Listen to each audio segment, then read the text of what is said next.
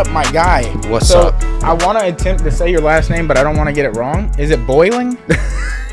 It's not Boiling, is it? No, it's Boling. Bowling. Bowling, Okay. yeah. But it's spelled like that, right? Yeah, so oddly enough, my family history, you know how like dads are like talking about family history, like, oh, your ancestor this, ancestor that. I did my own research, and comes down to there was two brothers that came over from Ireland. The last name was spelt as Bowling. And then when they were writing down their names, right, one of them didn't know how to spell. Oh, word. So he wrote down Boling. And so from that point on, anytime I meet somebody with the last name Bowling, I try to ask them like 100 different questions about their cousins and who they're related to, because I have found plenty of like distant relatives. That's so crazy. It's crazy. See, I'm like, I don't claim to be dyslexic, but it's like sometimes when I see something, like I don't write it down correctly. I literally thought it was Boiling. Oh yeah. Is it? No. Or is it Boling? Boling. But okay, that's on me. There's so many people, like, just growing up playing sports. Yeah. You know, you get your name announced, and it's Well, my actual first name's Carter, but I go by CJ.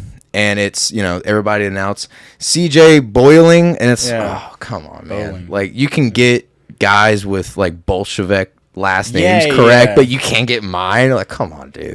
Dude, I mean, Bruce Buffer, Joe Rogan, all them people that have to do those like on the fly pressure on them.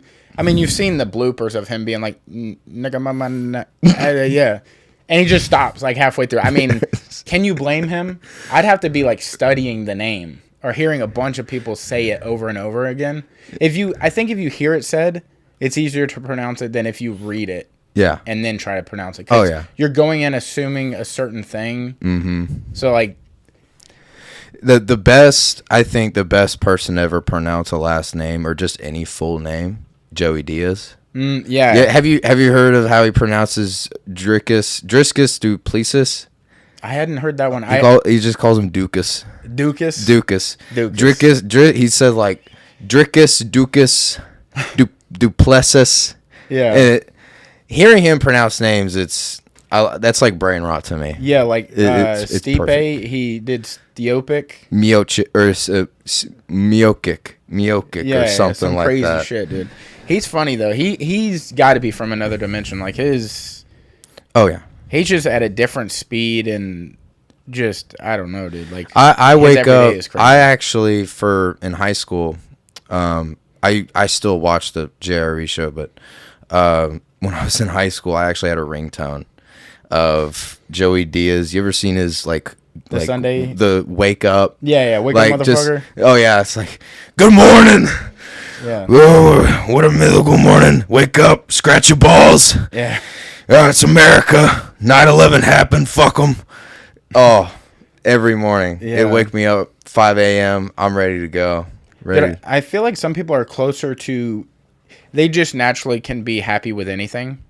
I feel like he's one of them dudes. Like, I mean, he's been through a lot of stuff, so like that's crazy. I mean, to be able to go through all that, I'm sure it's easier to just be at peace with things because your life calms down so much whenever you get older. Yeah. But he just seems to be able to like be at peace with so little. I mean, yeah, he's rich, but like I don't feel like his lifestyle is probably that rich. No. Like he probably doesn't live off of the money like you would think like.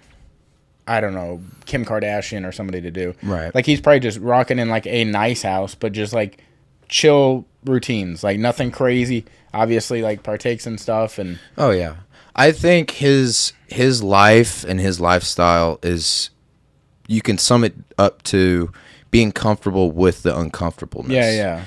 And like, there's guys that we see that in. Not only just day-to-day life, but like in jiu-jitsu and like in MMA, and they succeed really well. Like Khabib Nurmagomedov is a prime example. Yeah. His dad, brilliant mind. I don't think a lot of people give his dad enough credit. With what little he had, he built, you know, a pretty strong foundation that, you know, even though there's a lot of money being dumped into it now, I think is still a strong foundation of like, remember where you came from. Yeah, like for you sure. wake up, you run up the mountains, you bench press rocks, like you wrestle a bear. Yeah. Like, come on, bro. Like this, like, you're gonna fight. You know, you're fighting Conor McGregor, bro. Like Yeah. it's nothing to you. You boxed a bear. Come on. Yeah. Also, like your life after this, like I mean, he famously didn't accept like a $30 million comeback fight. I think that was the price, because it's like money doesn't mean anything, because like he has access to money, and that's really not even what he's trying to be about anyways. Even if he does have access to it, he's just like a simple life. Like he wants to help his teammates live by like his morals and stuff. And honestly, like when you think about like him and his team, they come from a place that so highly respect itself. Yeah. Like, so you're born into and bred that like you respect your elders, you respect like the hierarchy of your family, things like that. Over here, you might have pockets of that, but like for the most part, like the newer generation is not like that. Yeah. Like you might respect your parents, but like past that, it's like I'm gonna do whatever. And I mean, bad baby, dude. Like she was just like catch me outside, and she didn't respect her mom, which is the whole reason she's even on Dr. Phil. Like, Yeah. like we have a generation of like Jerry Springer kids, and they don't even know that because like they came from like their parents watching Jerry Springer Yeah. and like raising them like that. Like Just the 90s were wild, but it seems like we're having the like after effect of that, like the cool down. Like if you put something in the microwave, that shit is hot as fuck. When you pull it out, you let it chill for a second, then you eat it. That's like the effect of like the 90s now. Like the 90s are having the cool down effect, and like people either got really cool from the 90s or got really fucking toasted. Like they're just warped. I would say my parents, I don't think they were wild in the 90s. They might have, well, they were having kids. Yeah. They were having kids. That'll slow people down, dude. Yeah, that will slow them down. But I know for sure in the 80s, they were bucking it and whistling. So they were like I don't know what generation that is, but they were 60s babies. Oh, dude, I think that's baby boomer. But if you were to like ask, I Googled it like a year ago, like what generation we're in now, you don't even know. It's like generation like Y or something like that. Yeah. But I don't even know when it switched, because it went from like baby boomers to like alphas or something to like. I thought it went baby boomers and. It's a fucking weird organized. I don't know, because we were in like X, we were in like Generation X for like the past 10 years, I thought, and then I don't even know how millennials came about. Well, that's got to be Y2K, right? Like the. I would assume millennials were Y2K, but still, like I don't even know what generation we're in. We're probably in Generation Q, as all as I'm concerned. All I know is that with every new generation, what I've learned is that there's just new lingo, you know. I base it off of whatever I see on TikTok or whatever I see like meme-wise. Yeah. So I would say like 5 years ago, there was like a meme about a horse named Jose. Like the caption was just Jose. See, what year were you born? 2001. Yeah. See, I'm not in your generation. Like I'm from a different generation, and like there's some things that y'all say that, well, not even you, like younger than you, that say, and I'm like, dude, is that good? Is that bad? And now I'm like, I'm fucking old. Yeah. It makes me feel like, damn, dude. They'll be like yacht or gyat or something like that. Gat. Yeah. Gat? Gat. Okay, so that's obviously not a gun. No. Well, I thought it was for a bit. Yeah, because it was. Yeah. You're like, yo, he's got a gat. Well, yeah, like GAT. Yes. Gat. But now it's GYATT for Gat. Like, yeah, what is that? I think it's short for Gat, like goddamn. I think it is like yeah, like you know you see like a nice like you see like a nice little that lady walk like right yeah, you know yeah like that. Oh man, look at that. Yeah, you know, god damn. That's crazy. So it's shortened down to Gat. So the generations, I didn't even know there was one this far back. I mean, obviously people have been around for fucking ever, but like there's one. It goes in this order: the Lost generation, the Greatest generation, the silent generation, baby boomers, Generation X, millennials, Generation Z, Generation Alpha, Generation Beta. And I don't even know how they distinguish the years because Alpha is from 2013 to 2024. This year started a new generation called Beta, and it's from 25 to 39. Like, the years. Like, how do you know the generation's going to be like... I mean, I know it's based off of when you're born and shit like that, but, like, why is it... I guess this is 14 years? I blame this on Twitch streamers. They're not even the same amount of years. Like, it's 15, and then one is 18, and then one is, like, 12. But you are a Generation Z. Huh. 97 to 2012. And I'm a millennial. Even though millennials aren't even 2000. That's fucking weird. You're not even in the 2000s and you're a millennial? I've always said that time is just a conception. Dude, I knew this fucking crazy, but I watched this dude. I think his name's Astro Kid on YouTube because he like breaks down like space shit that like he's in love with NASA, but he breaks it down in like a very digestible form, like really quick. And he said that scientists don't even know how to explain or like what time is. I've thought about it, and I've never researched what you're talking about, but it's a similar thought. Yeah. Time is literally just made up. Yeah, because it's like all we know that is legitimately true is now is right now. Is right now. Yeah. Like you're always in now. Mm-hmm. Forever. You're always in now. That's it. But like, that's all I can here's the conceptually crazy think like that's true. Here's the crazy thing. When you're in the now, somebody else is in a different time zone. Yes. Okay. So here's the reality. Here's that is fucking here's the reality bending question. All right. Yeah. If you were to fly out, let's say Atlanta Airport, okay, International Airport, and fly to Japan, did you know that you just time traveled? Yeah, because like you're going back into the same day, aren't you? Or yeah. That's fucking. So you could leave 10 a.m. Atlanta, fly to Japan, right, and arrive at 10 a.m. Yeah. Think about that. That is fucking crazy. Same day. Yeah. Same day. So if you go backwards the other way, like if you go from Japan to Atlanta, how much time do you lose? You're going forward in time. Yeah, but do you go forward in time 12 hours? Or... Well, I don't know if it's exactly 12 hours, but it's the concept of you're staying within the same day. Yeah, because you're like rotating, I guess, with Earth at the same speed or something. Yes. Well, you would actually... Okay, so... Two scientists breaking this down right now. That's what we're doing, dude. So...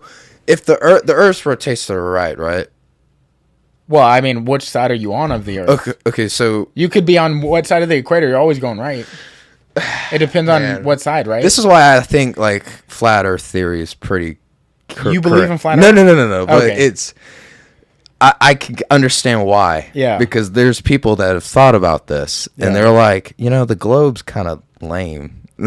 Yeah, because it makes no sense. They want something that makes sense. It's a simple layout. Yeah, but I kind of like the difficult questions. So I think the Earth rotates to the right and it's going to the left around the sun. I think that's how the rotation works, because it rotates and then it's going to the left around the sun. Or it's revolving around the sun, so either which way you're looking at it, left or then it goes right or whatever. Okay. It's giant NASCAR. Let's just imagine NASCAR. Yeah. Okay, real quick. So NASCAR, Indy 500 around the sun. All right, and if you're going Japan to Atlanta, okay, and you're revolving like this, it sounds like you're selling tickets to Japan. You're like, dude, you gotta go. I've been wanting to go. Listen, when I go to Japan, I will come back. I will sell Japan. Yeah. All right. I will sell you all on Mount Fuji. I've never been, but I will sell you on Mount Fuji. 100% they're going to think you're a celebrity. You just look so different than anyone else here. So when you go there, for sure, you're gonna look like an alien to them. They're gonna be like, oh. Yeah, and all you have to do is just like start signing things without saying anything. Well, like, they just walk up to you and you just start signing things, and they're gonna be like, oh shit, who the fuck is this? Well, that first day that can't happen. Otherwise, I wouldn't be able to go anywhere. I get mogged. I would assume they would mog you if they would think that. Well, it's such a respectable culture. Maybe not. You could be like, no, I don't know what the fucking no is over there, but it's like, no. I think I don't know. I get overwhelmed, or I get overstimulated so fast with things. Around people. Oh, okay. Yeah. There was a moment at the Golden Nugget for the last Island fights where I about threw a drink on this lady to the right of me. It was 3 a.m. There was a lady to the right of me, and I'm sitting at the bar. I'm with Kayla Hoggett, who just fought, and I'm with Carly Watts and another girl named Carly. You're talking like 2 days ago? 2 days ago. Okay. 3 a.m. Yeah. It's, now it's Saturday, and we're trying to get another drink, or they're trying to get another drink. I was making money at the Hard Rock playing craps. Yeah. That's underrated. My buddy Michael, we were eating pizza in the restaurant in the Hard Rock, and then all of a sudden he comes out of nowhere. He's like, I just won $300 in like 1 minute. And he's like, I've been watching shit on YouTube and it works. And he's like, come with me. Then he won like $200 in front of me. And I was like, dude, if I give you money, can you win for me? Like, show me how to do whatever you're doing. And then we got up to like $95 off of like, I think $5 or like whatever the base minimum to get into the machine was. And I was like, dude, we should get out. And he's like, no, dude, we can get hundreds off of this. And I was like, and he's like, just hit it. And he hit it and lost everything. I was like, all right. Speaking of losing everything, I just like that quick, right? The same table, I started with 150, and I think I was at a table, base minimum bet was 15. And I made it up to 475. Are you with a real person? Yeah. Okay, the one I'm on, it was like a digital screen, and it's like a big bubble that literally shakes it in a glass container in front of you. Okay. That's craps, isn't it? The dice? Or am I thinking of something else? So craps you just can't get 7. Yeah. Okay, that's essentially craps. Yeah. Okay. So I don't like playing any digital games. Because in my opinion, if it's digital, the odds of you winning are less. Also, how honest are they about how they audit the machines and who's really auditing it? And if it's like if it's somebody that knows the casino, they're probably like, here's $100K, make it go our way for this year. And if nobody ever questions that guy, he might be able to fuck with the machine, and it's like 99% for the casino, and then 1% goes the other way.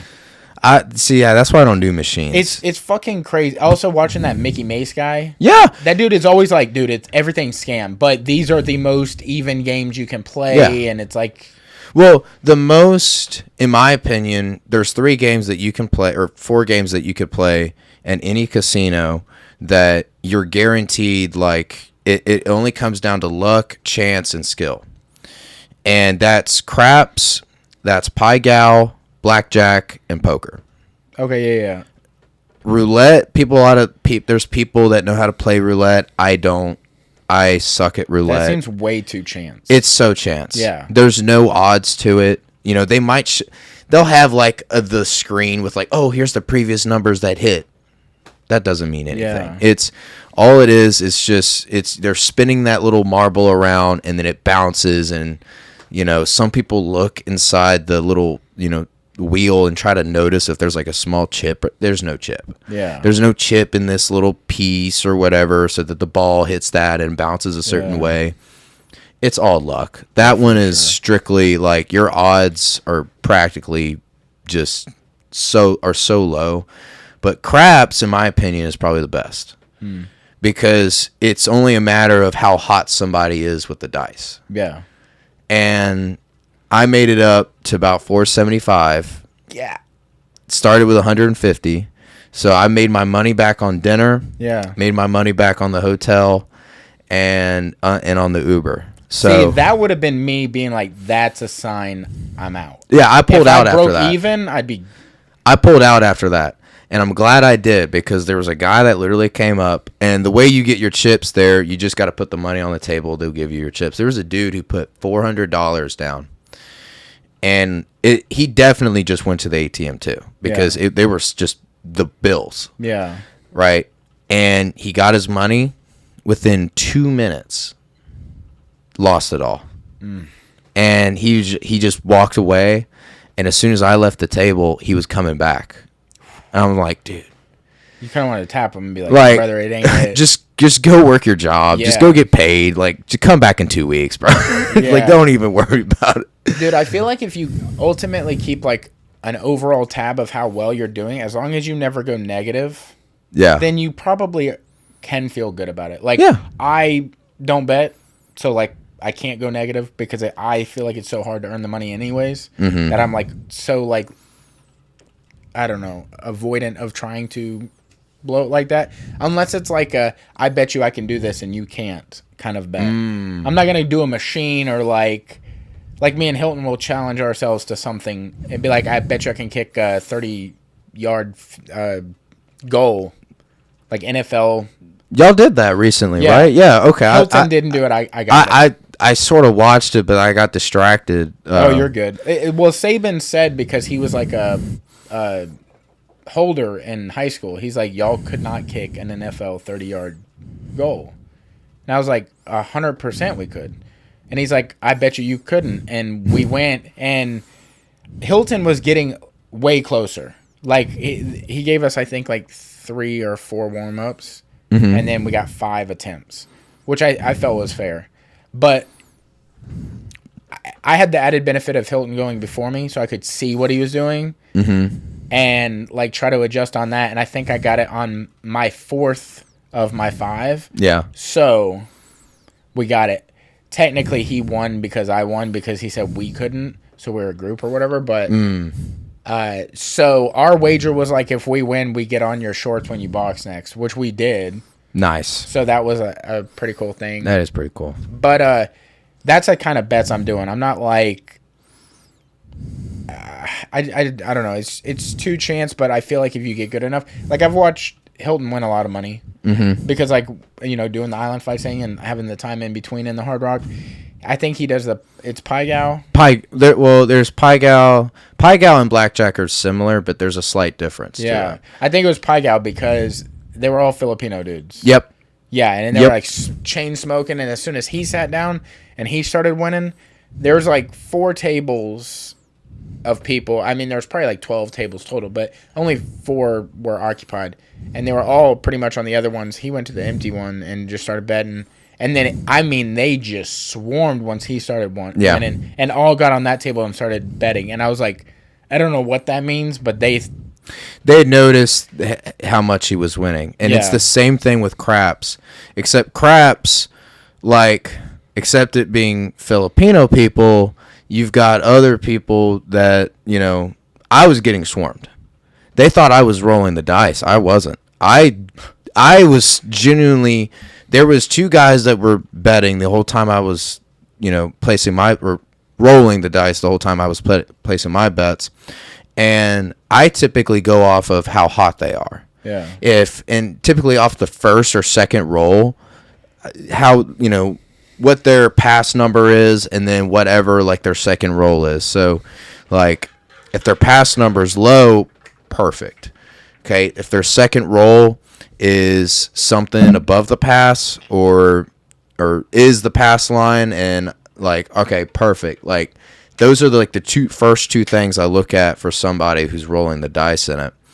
And, like, as soon as those 2 guys, they were doing really well, and I was just making small bets off of them. And I mean, I was losing some, but the second guy, I actually fell down to $50. I was down 50, and I made my 475 with that last $50 left, and I was just putting it on the it's the numbers below the come line, and I think it's the sequence of either 2, 3, 4,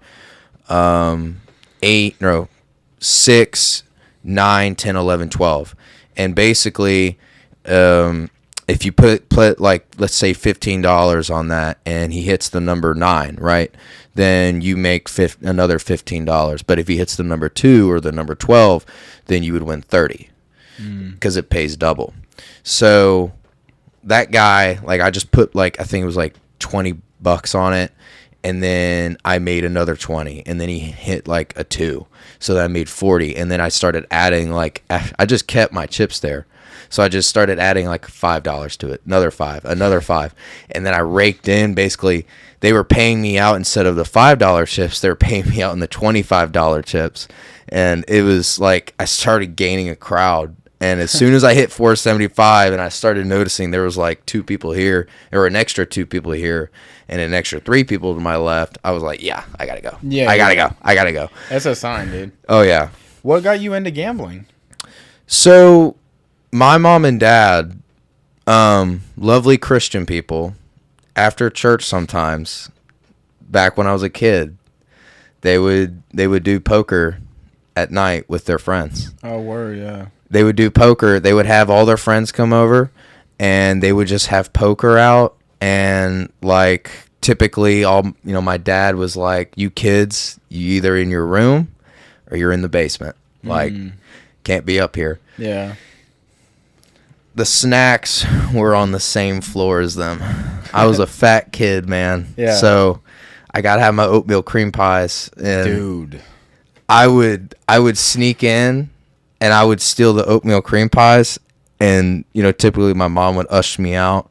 But one night, I think I was like 7 years old. There was somebody at the table who was like, I guess they were just having a rough night, and they were betting. I think maybe loose change, nothing crazy. Yeah. But I guess he was down big time. And I was right like there. $3. Oh, I think it was like $20. Okay. But he was down, and I just walked over, and my mom was in the bathroom. My dad wasn't really paying attention, and I kind of looked, and I didn't really understand what was going on. Yeah. But I kind of was like, "Let me play." And the dude looked at me, and my uncle was dealing cards. And he was like, "Yeah, let him play." So I took that dude's hand, and granted, he only had like, I guess, 2 chips left, while everybody else had like mountains. So I was like, all in, right? And so and I didn't understand what was going on, but my dad or my mom came back in, and she was like, "All right, I'll coach him." So she started coaching me on poker, and she was like, "No, you want to call here, like, oh, you just want to check, or hey, I think you should fold, right?" And I think it was like we played like 2 games just like that, and then I was like, okay, I think I got it. Yeah. So then I started winning, and after that night, I was beating everybody left and right, because I was a kid, man. Like, you're gonna look at a kid, and he's gonna be like all in, and you're gonna be like, he might actually have something. Yeah. Well, there's something to like when kids do anything, they don't really have fear built in yet. Yeah. You just don't know any better. Because you haven't gotten bitten by like consequences or like failures. So you're just like, whatever, dude. Like, it's not my money. Yeah. It really wasn't my money. And I actually got to split it at the end of the night with that dude. Oh, that's sick. So I made like, I think it was like $10. Yeah. So heck yeah, I was, $10 is like $1 million. Oh yeah, dude. I went immediately the next morning. I had school, and I ran down to the gas station and kept buying like these like, those little 99-cent Arizona teas. Oh yeah. I bought like 4 watermelon Arizonas, and then I bought my friends some, and then I ran out of money. Yeah. So, dude, you don't understand the concept of money when you're a kid, and I remember the first time I think I got $20. I rode my bike with my sister to Walmart, and I got a bunch of candy, ramen noodles, and something else. I think it was soda. That night, I was in the bathroom, like, I thought I was dying. Like, throwing up everywhere, like cold sweats. I had to get in the shower to like isolate my temperature. Like, I mean, I was all over the place, and everything I ate had come up. But it's like when you're an adult, dude, we could eat motor oil and fucking moon rocks and shit, and your body's just like, well, you're gonna have diarrhea, but you're gonna be all right. Yeah. Yeah. You know, like you're built different as an adult. I don't know why your appetite never goes away. Like, well, I'm starting to feel for those gluten-free people that I've met over the years and made fun of. It's tough, dude. Like, anytime you have an allergy or something, bro, sometimes you don't even know it for years. Yeah. I'm in that boat where I think I'd say I think I did, but I developed a gluten allergy. And it's been the worst experience of my life because I love everything. Yeah. I love pizza. I love hamburgers. I love hot dogs. Yeah. Like you are American. It sounds. I'm American. Like I enjoy the bad things that you can't have. Well, now I can't have. Well, now I gotta find substitutes. And there's some things that have gotten better, like spaghetti. Yeah. I found a good substitute. Okay. I found this chickpea pasta. All right. Fuck, what is that called? I know what you're talking about. They sell it at Walmart. It's like an orange box? Yep. Yeah. And they have a protein one now, too. Yep. Yeah. That's exactly the one I bought. It's you got to get used to it. Bonza. Real good. Yes. Yeah. Got to get used to it at first, but after a while, because like after that first kind of meal with it, you're just kind of like, okay, that's a little harsh. Yeah. It didn't really cook well, or maybe I didn't cook it long enough, or whatever. But once you get used to it, it's kind of like, okay, like, this works. It's better than like shredded, cucumber noodles or whatever. Oh, for sure. It's kind of like diet soda. Like when you switch from soda to diet soda, you're like, this sucks. But if it's like all you're having is diet soda, you're like, this is the greatest shit ever. Well, yeah, I've never been a good like regular soda enjoyer. When I was a kid, just because I didn't understand diet full flavor, whatever, you have no idea. And like your parents aren't buying kids diet sodas typically. They're just buying them whatever. But like as an adult, somebody kind of put me on to diet root beer, and I just recently found out like root beer in general cannot have caffeine in it. Really? It's just part of how it is. It's all caffeine free, no matter what it is. I guess unless they add it, but yeah, diet root beer to me is like such a hack because it's so strong in flavor because it's so specific in flavor. Yeah. So it's like it tastes strong anyway. So I've always been a Diet Coke guy. I think Diet Coke's kind of like the S tier, or I wouldn't say S tier, but like A tier. It's the go-to for me as far as diet or any kind of soda for that matter. You ever had Cheerwine? Cheerwine? Oh, it's like cherry. It's like cherry Coke, right? I've never had it, but I've seen it. So, our lovely city, Pensacola, has just now added a cookout. I burnt myself out. I burnt myself out on it already. Really? Well, I had to. It's like a week old. I had to. That's crazy. I'm the type of person that when something's that good, I got to eat it so much that I can never eat it again. We're similar, brother. Because growing up, I'm from Kentucky originally. Yeah. Okay. I grew up in Lexington. We had a cookout there. All right. And in cookout, it's a college campus staple. Yeah. If there's any SEC school in the premises, there has to be a cookout. Yeah. It's kind of like, oh gosh, like if there's a beach, there's a Hooters, or if there's wherever John Daly resides, there's got to be a Hooters. Yeah. So growing up, cookout like kind of part of my diet. And when I realized that they're putting one here and I don't have to go to Mobile anymore, like 2 days. I only had it 2 days. Is there like an S tier meal to get there? Like, is there a go-to? I'll tell you what I usually get. Because they've got like this, they got whole menu full of stuff. Yeah. Get the big burger. Like, it's the big double burger. Okay. Chicken wrap. All right. Fries. Why do I feel like you're about to stack all this shit together?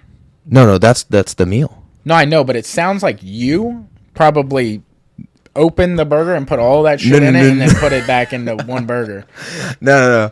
I'm actually a very clean eater. Really? You don't mix things? I don't mix things. Oh, bro, depending on what it is, like if I'm making like, if you make like a sushi bowl at home, all my stuff is all mixed. Oh man. Like I'm a mix guy. Like if it makes sense to mix. Okay. I mean, I won't do like a burger with a chicken thing like that, but like if it's some sort of like fucking, I don't even have a good example. If Hilton was on, he'd be like, dude, this is like, you're gross.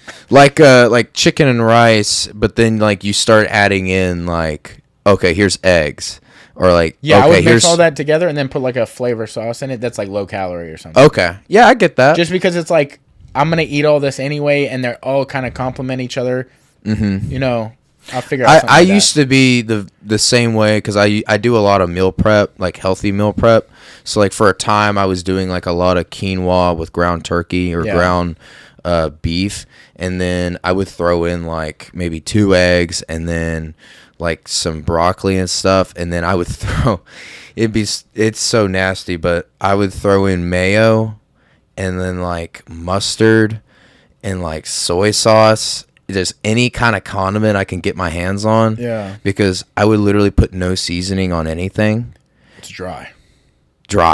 Very dry. Yeah. So I need like a creamy, umami, spicy something. So typically, if I had my hands on it, like you ever had eel sauce? Yeah, bro. Oh, bro, eel sauce is like from the gods or something. That mixed with spicy mayo. Oh my god, dude! Seriously, you could put that on a fucking brick. Yeah, you'd eat that brick. I would eat dirt. Yeah, dude, it is. It's I would life changing. It's next level to whatever the meal is. Literally, I'll build like a rice, avocado, salmon, and that is my topping. Bro, it's like easy. That's it. Mm-hmm. It's so simple. It's so tasteful. It's like creamy, spicy. Like, ugh. I sort of still do the same thing where I actually just do like baked chicken and then I'll do like a bowl of those bonza noodles, right? And when the bowl of bonza noodles, I just throw like Parmesan cheese on it. And then I grow my own tomatoes. Okay. So I started making my own like spicy vodka sauce. Word. And I would put that on the noodles. Yeah. And then for the chicken, I would do like Sweet Baby Ray's barbecue with mayo, and it'd be unflavored baked chicken. And it's like, I gotta pound this. It's healthy, right? And I'm dousing it with like Sweet Baby Ray's, so I'm eating all my sugar for the day right there. Yeah. So I get what you're saying about mixing stuff, but I'm actually very like, if the meal is already kind of set for me, like at a restaurant, I kind of like to. Oh yeah, that way for sure. I'll do that. My new kick of like condiment type thing is, I'm a sucker for hot honey. Oh, bro, Mike's hot honey. I like. Dude, all right, we're about to ruin our lives, but like, have you had Jet's Pizza? Yes. Get there just like 4-corner pizza, just the regular pepperoni one, and then a bottle of hot honey. Mm-hmm. And before each bite, you just drizzle a hot, brother. You'll never like. Friends will forget you exist because you'll be in a coma because that pizza is so goddamn good. Throw some ranch on it. Oh, I've never done ranch on like. I've never been ranch like a with ranch the hot honey with pizza or wings. I see people do that shit all the time, but with wings, I don't do ranch. Yeah, I do blue cheese. Yeah, but you do. I don't know what you consider those two things, but those are like a fucking. They're like the mayo of the fucking. I don't know what I'm trying to say, but it's like ketchup, mayo, mustard is burgers. Yes, but then like ranch and blue cheese is like wings, pizza. Yep, it's like those types of condiments. I don't even fuck with them. I'm like, I want the sauce to stand on itself. Mm-hmm. I can't do that. Like, I mean, I get the idea of mixing, like, because you got it creamy with, like, maybe a spicy. Yeah. Like, whatever the base sauce is, but. Yeah. I always say this, and it's a motto that I got from my third older brother. He said, it's not a good steak if you have to use sauce for it. Oh, for sure. Yeah. So I look at it, just any other food, just like that. If I'm eating wings, and there's a lot of wing joints out here, like, you know, like small ones or even franchise ones. Like the franchise ones, I have to use sauce. Yeah. More than like it's gonna happen. Yeah, they do. The care kind of goes away after they get exactly. Yeah. But there's actually one off of Fairfield. It's I don't think I've ever seen a sign, but there's a line all like at night that just stretches down like a side street. And I guess it used to be like an Asian place, but they renovated it and they sell wings there. It's not Mr. Wings, is it? I think it might be. Is it across from the jail? Yeah. Yeah. I drive by that place all the time, but I've never had wings there. You do not need sauce. I kid you not. That's a good wing then. Like, whatever sauce they put on there for you, and even the dry rub, lemon pepper, never needed sauce for it. Bro, you literally come from, like, one of the greatest places, or really close to the greatest places for chicken in that way, and that's Nashville hot chicken. Mm-hmm. Like, if you get it legitimately, not like here where they're trying to recreate it, but if you get it from, there's a place called Royals. I've been to Royals. Oh, my God, dude. Oh, my God. Yes. I had a problem. I was only there for, like, a few days, but once I ate there every day while I was there. It's oh my God, bro. I wish we had like you do wish success upon the places that you find that you're like these are little nooks and cranny places where you're like, man, this is really good. I want them to do good. But you also don't want them to become too big of a chain where it's like, oh, this sucks. This isn't even what it was. It gets ruined. Yeah. But Royals, I wish they would like drop one down here because, bro. Like, do the cookout thing. Like, kind of, you saw cookout. I mean, they're doing success down here. Just post one next to a college campus. Yeah. There's a place up in Lexington, Kentucky, and I'm so glad it's not franchised because it is such a one-of-a-kind place. And shout out to anybody who works there or lives in Kentucky that knows what I'm talking about. Tally Ho. It is a 24-hour diner. You can walk in there at 12 a.m., get a full stack of pancakes, a milkshake, chicken fried steak. Or you can walk in at 5 p.m. and get the same thing. Yeah. It does not matter. You will go in there. They've got, I mean, it's been there since the 70s. And it's a staple for basically any like high school, middle school, college, like you're trying to sober up, you go to Tally Ho. You get to like I like how you added the middle schoolers in there for sobering up. You're like, I have a long bender, fucking you're sixth grade getting to you real hard. You having a tough time, go to Tally Ho. You spent most of your money on charity and Destiny wasn't working, go to Tally Ho. You're having a, tough time at the office. Hey, were those strippers that you just said? Yeah. Charity and Destiny? Yeah. Okay. I was like, I don't know if those are references to something I don't know. No. If you donate to charity, okay, but then you start spending a lot of money on Destiny, like there's like a whole joke. I try to throw that in there. Okay. Maybe somebody watching this will be like, ha! I get it. But yeah, it was like a welcoming place. Yeah. You can go in there and they've got like, it's so cool. Like they had like so much like memorabilia of University of Kentucky like athletics in there. So it's like it was such a welcoming vibe, and like they didn't care if you were like trashed or having a bad day. Like you just get like a nice home cooked meal. Yeah. And like you aren't spending maybe $15. That's sick, dude. Yeah. Like places like that, I'm so glad they just don't branch out. Yeah. Because if they do, next thing you know, Burger King's going to buy it and it's going to get ruined. Yeah, because all the things they're able to get away with, like when you start to franchise out, they look to cut corners and save money, and like maybe these places are like spending the money because they want the thing to be a little more like nostalgic to them, or like a little closer to their roots. And like once you start cutting the corner, then it changes the flavors. Like everything starts to get a little different. Speaking of something like that, and I know it's food, and now I'm talking about something else, but have you tried this yet? Man. Is that the Good Flow Naturals? Yeah. Okay. So I got you to bring some water so you can try this live on air. I've actually been meaning to try Mason's also product. The best cups. I love those fucking cups. The Hero mixes. Yes. Yeah. But I'll let you take a scoop. Okay. So I've actually been meaning to try this, Mason, if you're watching. Yeah, that is the first tub that was sold to anybody. Oh wow. Yeah, so I even asked Cam if he had tried it yet, and he hasn't. What's the prescribed scoop amount? I think it's just one scoop. Just one scoop. One flat top, yeah. Just one scoop. And see, I want to give you my review, but I don't want it to be biased to like how you feel about it. Well, tell me how you liked it. I think when you try it, like the smell of it is nostalgic because it smells similar to something. Obviously I know it's the flavor lemon lime, but it's similar to something I've had before. Yeah. And I was asking somebody what they thought it was, and they thought it was lemon heads, like the candy. Yeah. It actually smelled like it would taste like lemon heads. Yeah. So when I tried it, and I mean, I've had several scoops now. Like, I can't stop eating it or drinking or whatever. Not dry scooping it, but mixing it. And I think it tastes super fresh. Like, it doesn't taste like artificial. And, like, that was the whole point behind the ingredients they're using.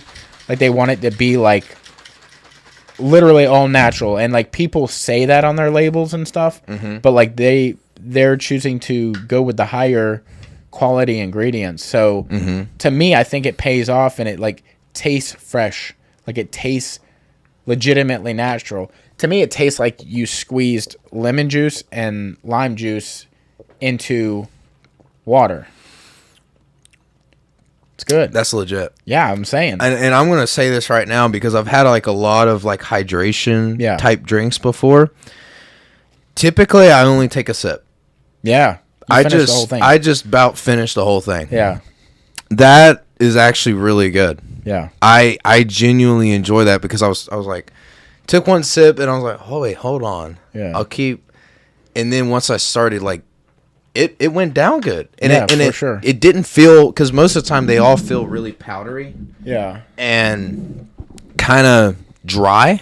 Yeah. Like you were talking about being it fresh. That tasted fresh. Yeah. They tasted really good. I used to do a little cheat code when I would go to restaurants, and you get water free. It's free. They have like normally almost every restaurant has like Splenda. So I would just ask for lemons, and I would make lemon sugar water. Not lemonade, because it's not like you are able to do that much lemon, but it has that like hint of like, I mean, it's more than a hint because it is the flavor, but it's like it has that not just while you're drinking it, but also after. Like it's a good, long-lasting flavor.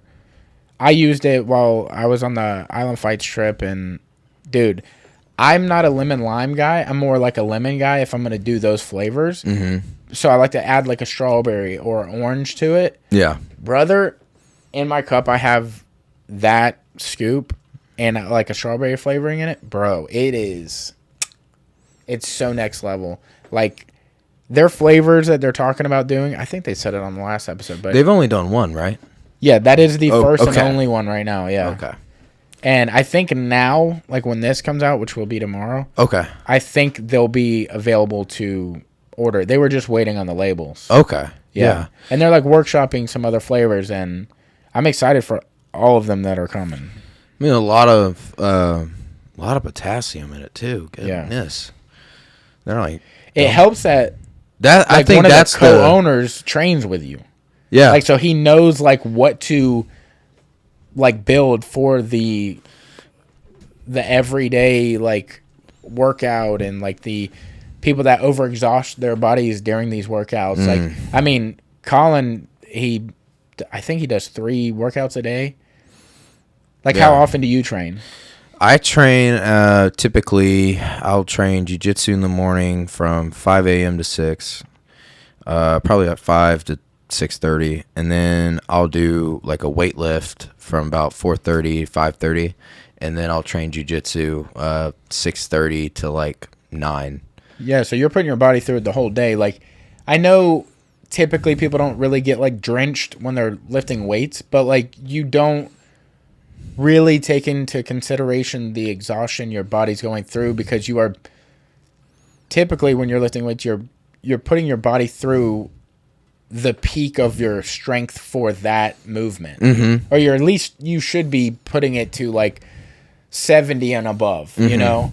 if you're trying to get some sort of gain or at least like maintain like joint health or whatever it is. And like your body is nothing without the moisture in it. Like if you have no liquid in your body, you're fucking nothing really. But like the less liquid in your body or the less hydrated everything is, the more prone to injuries you are. Yeah. So I know it sounds like I'm a shill for this company, but it's like I recently in the last few years, I didn't even know about fucking electrolytes when I started. Yeah. And just in the past few years, like running, you cannot fucking run. It eliminates any sort of like cramping you have if you're like hydrated correctly. And like if you're cutting weight, if you're hydrated correctly while you're like training, when you go to like cut out things that help hold like water and moisture in your body, you're able to do it easier and like lose more weight, and like it's easier on your body, I feel like, if you're always hydrated correctly and then cut. If you're not hydrated correctly and you're like sitting at a weight and you just don't have enough water, like I used to be notorious for like I would check my weight all the time, so I would like actively try not to drink water all the time, and then if I had to compete I would start to cut weight off of that, and I'm already not even drinking enough. Yeah. Because I would want my scale weight to be really low. Yeah. So it's like if you're coming from a place where you are fully hydrated and then you start to cut, I think that's why you see people like Yoel Romero or these people taking like huge, massive weight cuts. It's because they're keeping their nutrition and their health correct from the beginning, and that's why it's so easy to do it. Yeah. Maybe it is like physically hard in the moment, but it's like their body's capable of it. If someone's not doing that, it's way harder, and you're gonna have a very crazy after effect. Like that afterburn of like your body going through that is gonna be like devastating. Like me and Hilton did this like big weight loss thing, and I dehydrated myself for at least the last week, like really badly. Oof. Like really badly, and I just was not paying attention to how it was because he challenged me. Yeah. And I was like, I will die for this. And it means nothing to anyone, right? Yeah. And I must have did damage to my knees when I did it, because like I tried to do a road trip the very next day. Like we weighed in the very next day. I had to go to, I think it was Kentucky. And like we're an hour into the road trip and I'm like getting car sick or whatever. And I was like, can I just drive? Because I can't like ride. I need to be driving, otherwise I'm going to get fucked up. Try to get out of the car to go to the driver's side, and like I couldn't fucking walk. My knees were like, they felt like they were ripping everything inside of them when I was moving, because I was so dehydrated for so long, and I didn't rehydrate. I just ate. Oh, you know, like I might have drank some things, but it wasn't like my focus wasn't liquids. It was like, I'm hungry. Like, let me just eat a bunch of fucking shit. And it was just like a bad move. I drink typically, because you were talking about how like a lot of athletes, you know, their nutrition and then their hydration is right. I drink. I think a lot of people give me a lot of crap over this, but I drink 2 gallons of water a day, and most people that I've come across in jiu-jitsu typically only drink 1. Yeah, and they're like, oh man, how do you even get 2?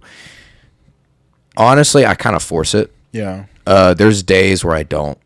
And there's days where it's like I can pound 2 gallons before 2 p.m. That's wild. I typically pound 2 gallons before 3 p.m. And in the way I do it, and it's actually kind of a neat trick I do, but I do like these little off-brand Crystal Light packets. Yeah. Okay. Just little water bottle ones, not the big kind of pitcher ones. But I do 2 per gallon. And then, I mean, it's got like a little bit of sugar, a little bit of whatever. And I just pour 2 of those in each gallon. And then, and it's a little middle trick that I do. I keep the gallon jug, but I get a cup. And not just like a small cup, but like a tall cup. Yeah. And I just start pouring it in there. No ice, just boom. Okay, next cup. Boom. Next cup. Boom. And do I have to pee a lot? Absolutely. Yeah. But when I go train, I freaking sweat like crazy. And then when I go train in the mornings, like 5 a.m., like I hadn't had water since 4 p.m. Yeah. So guess what?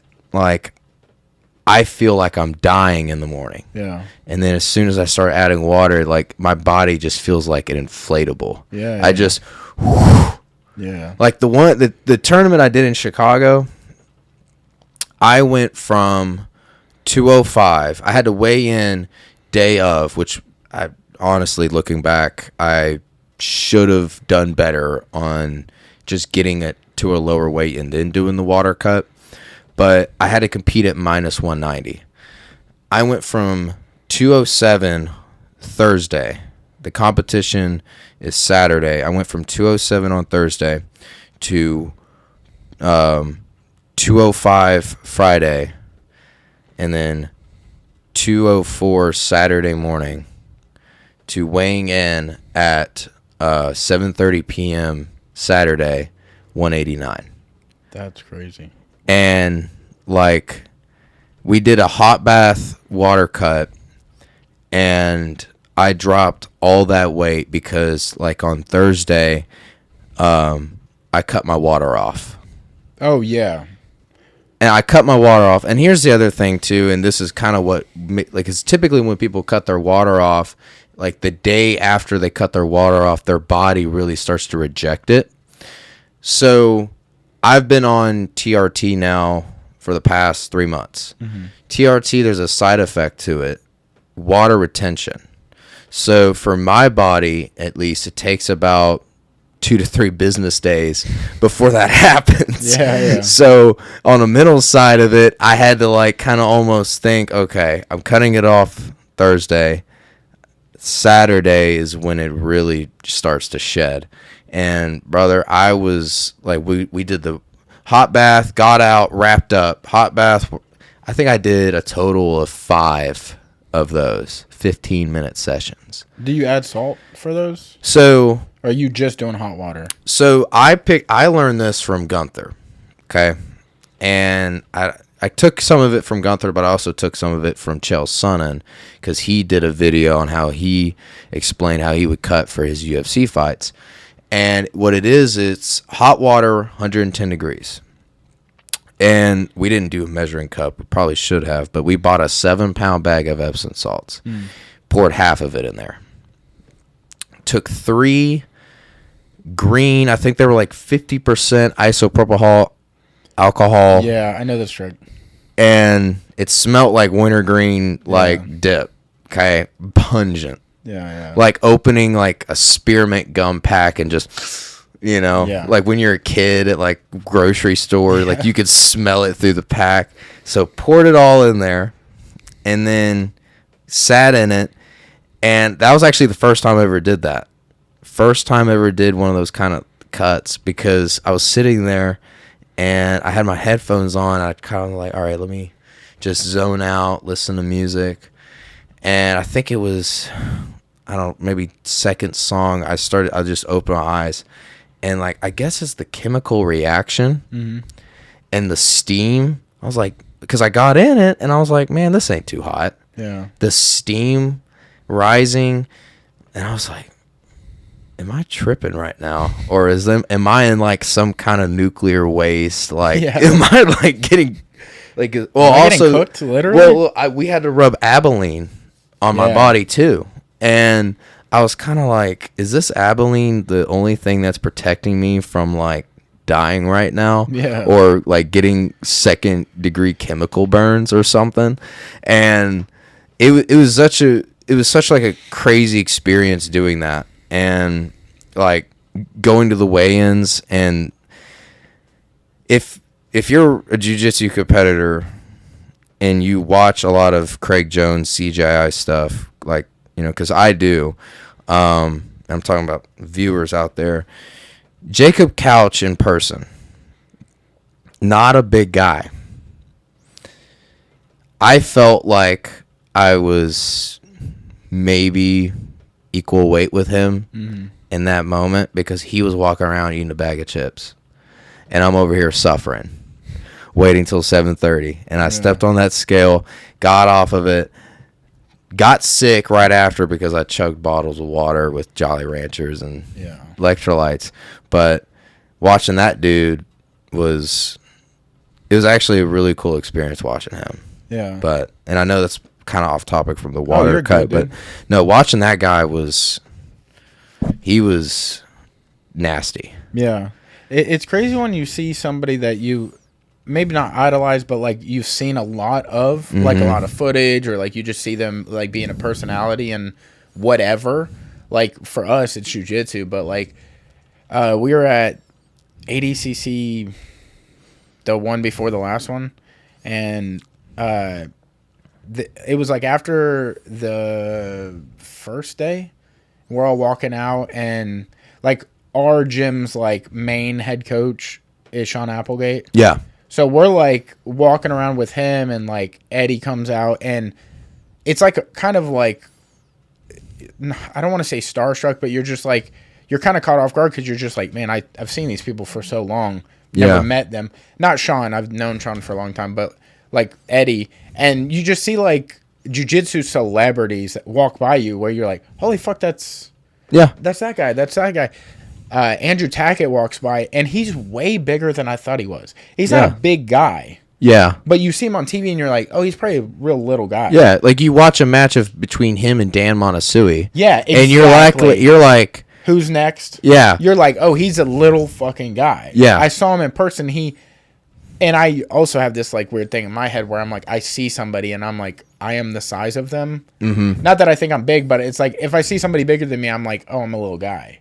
Yeah. But if I see somebody littler than me, I just imagine like, oh, I'm not that much bigger than them. Mm-hmm. And I saw him, and that's how I felt.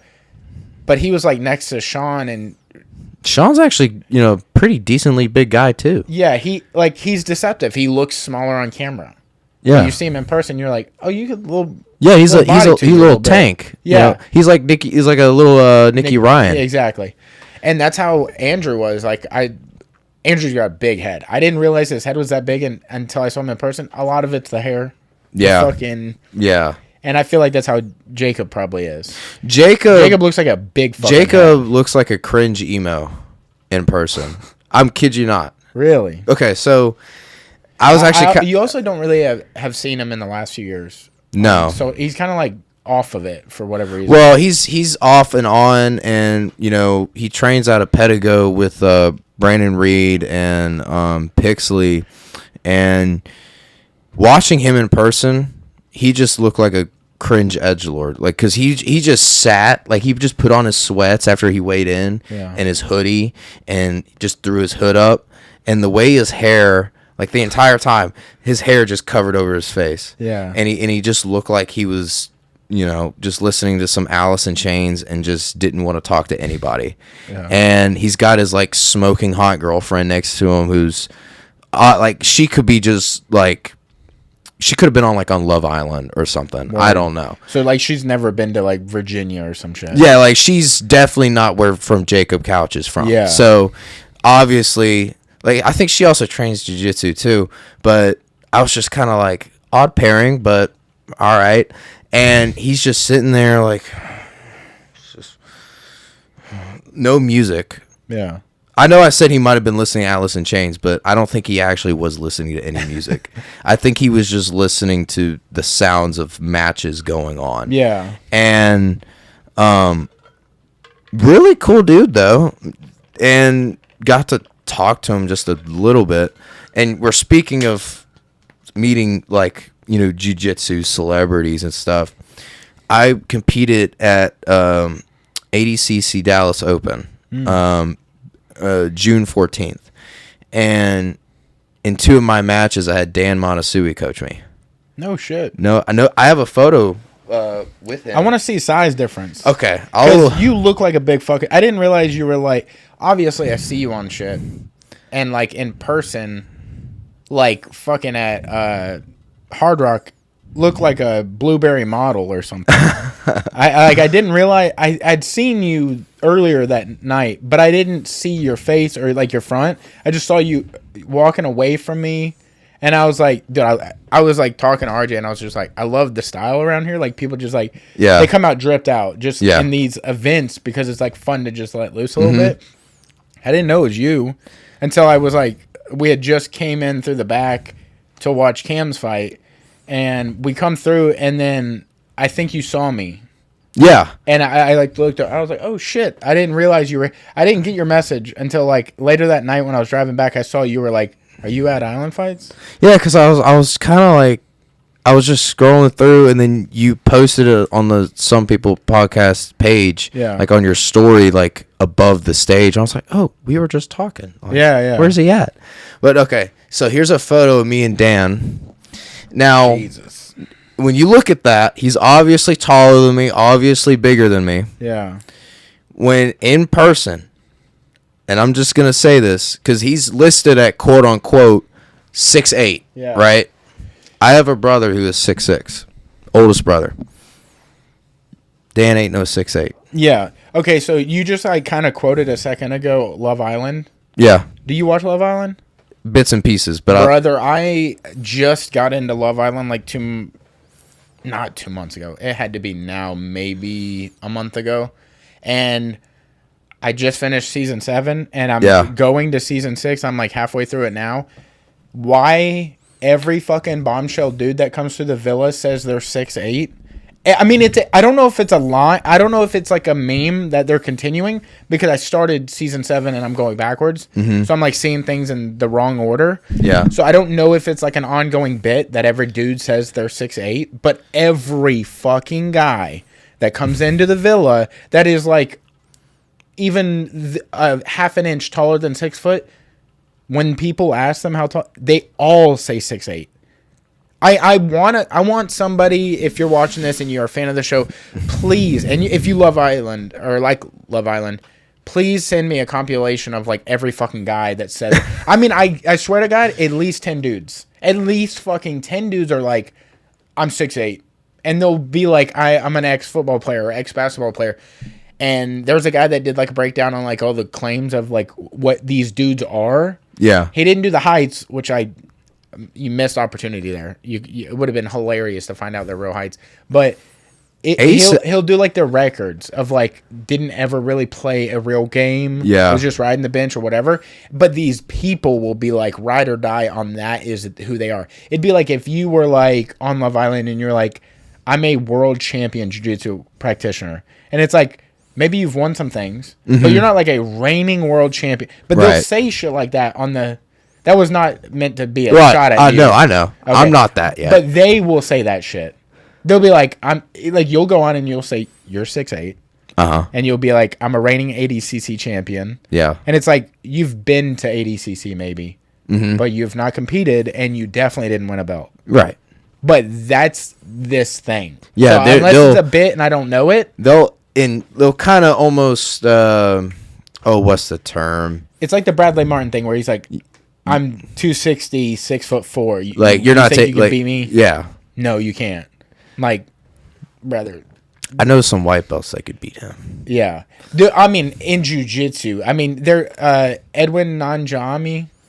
This is like a dude that was like a black belt like in, I think it was ADCC 2017 when Gary Tonin jumped for like that flying scissor takedown into a leg lock. Yes. He did that on Edward. Yeah. Okay. Yeah. That is Edward. Edward threw Bradley Martin around like a fucking ragdoll. I saw that video. He was like 155 when he was at the 2017 one. Mm-hmm. But I think he like normally walks around like 190s. But he like cut to that. Brother, I mean, he tossed him around like he was a child. I mean, that is a legit black belt. So, and that dude's, again, like 170 to 190. So it doesn't matter how big you think you are.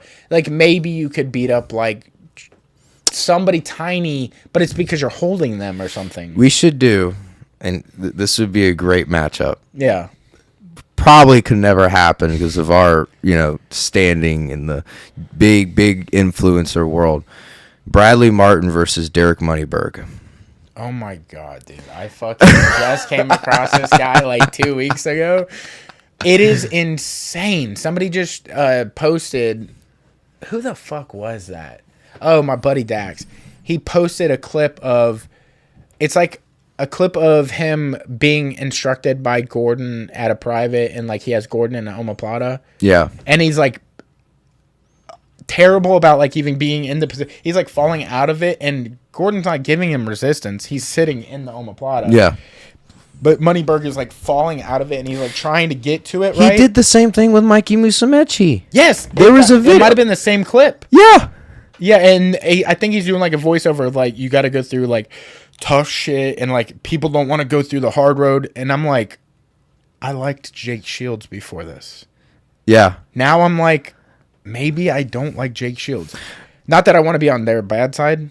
Like, all respect to the Diaz clan. Like, screw him. Whoa, that was him, brother, not me. I got to make it out there somehow. Yeah, so. True. I genuinely like Jake Shields, but like it's wild what people will do for money, because you and anyone you know will ruin Derek Moneyberg's life. Yeah. Ruin it. Like, well, I don't know if I could get under his chin. That is a tough chin, dude. I mean, he's 4% body fat, dude.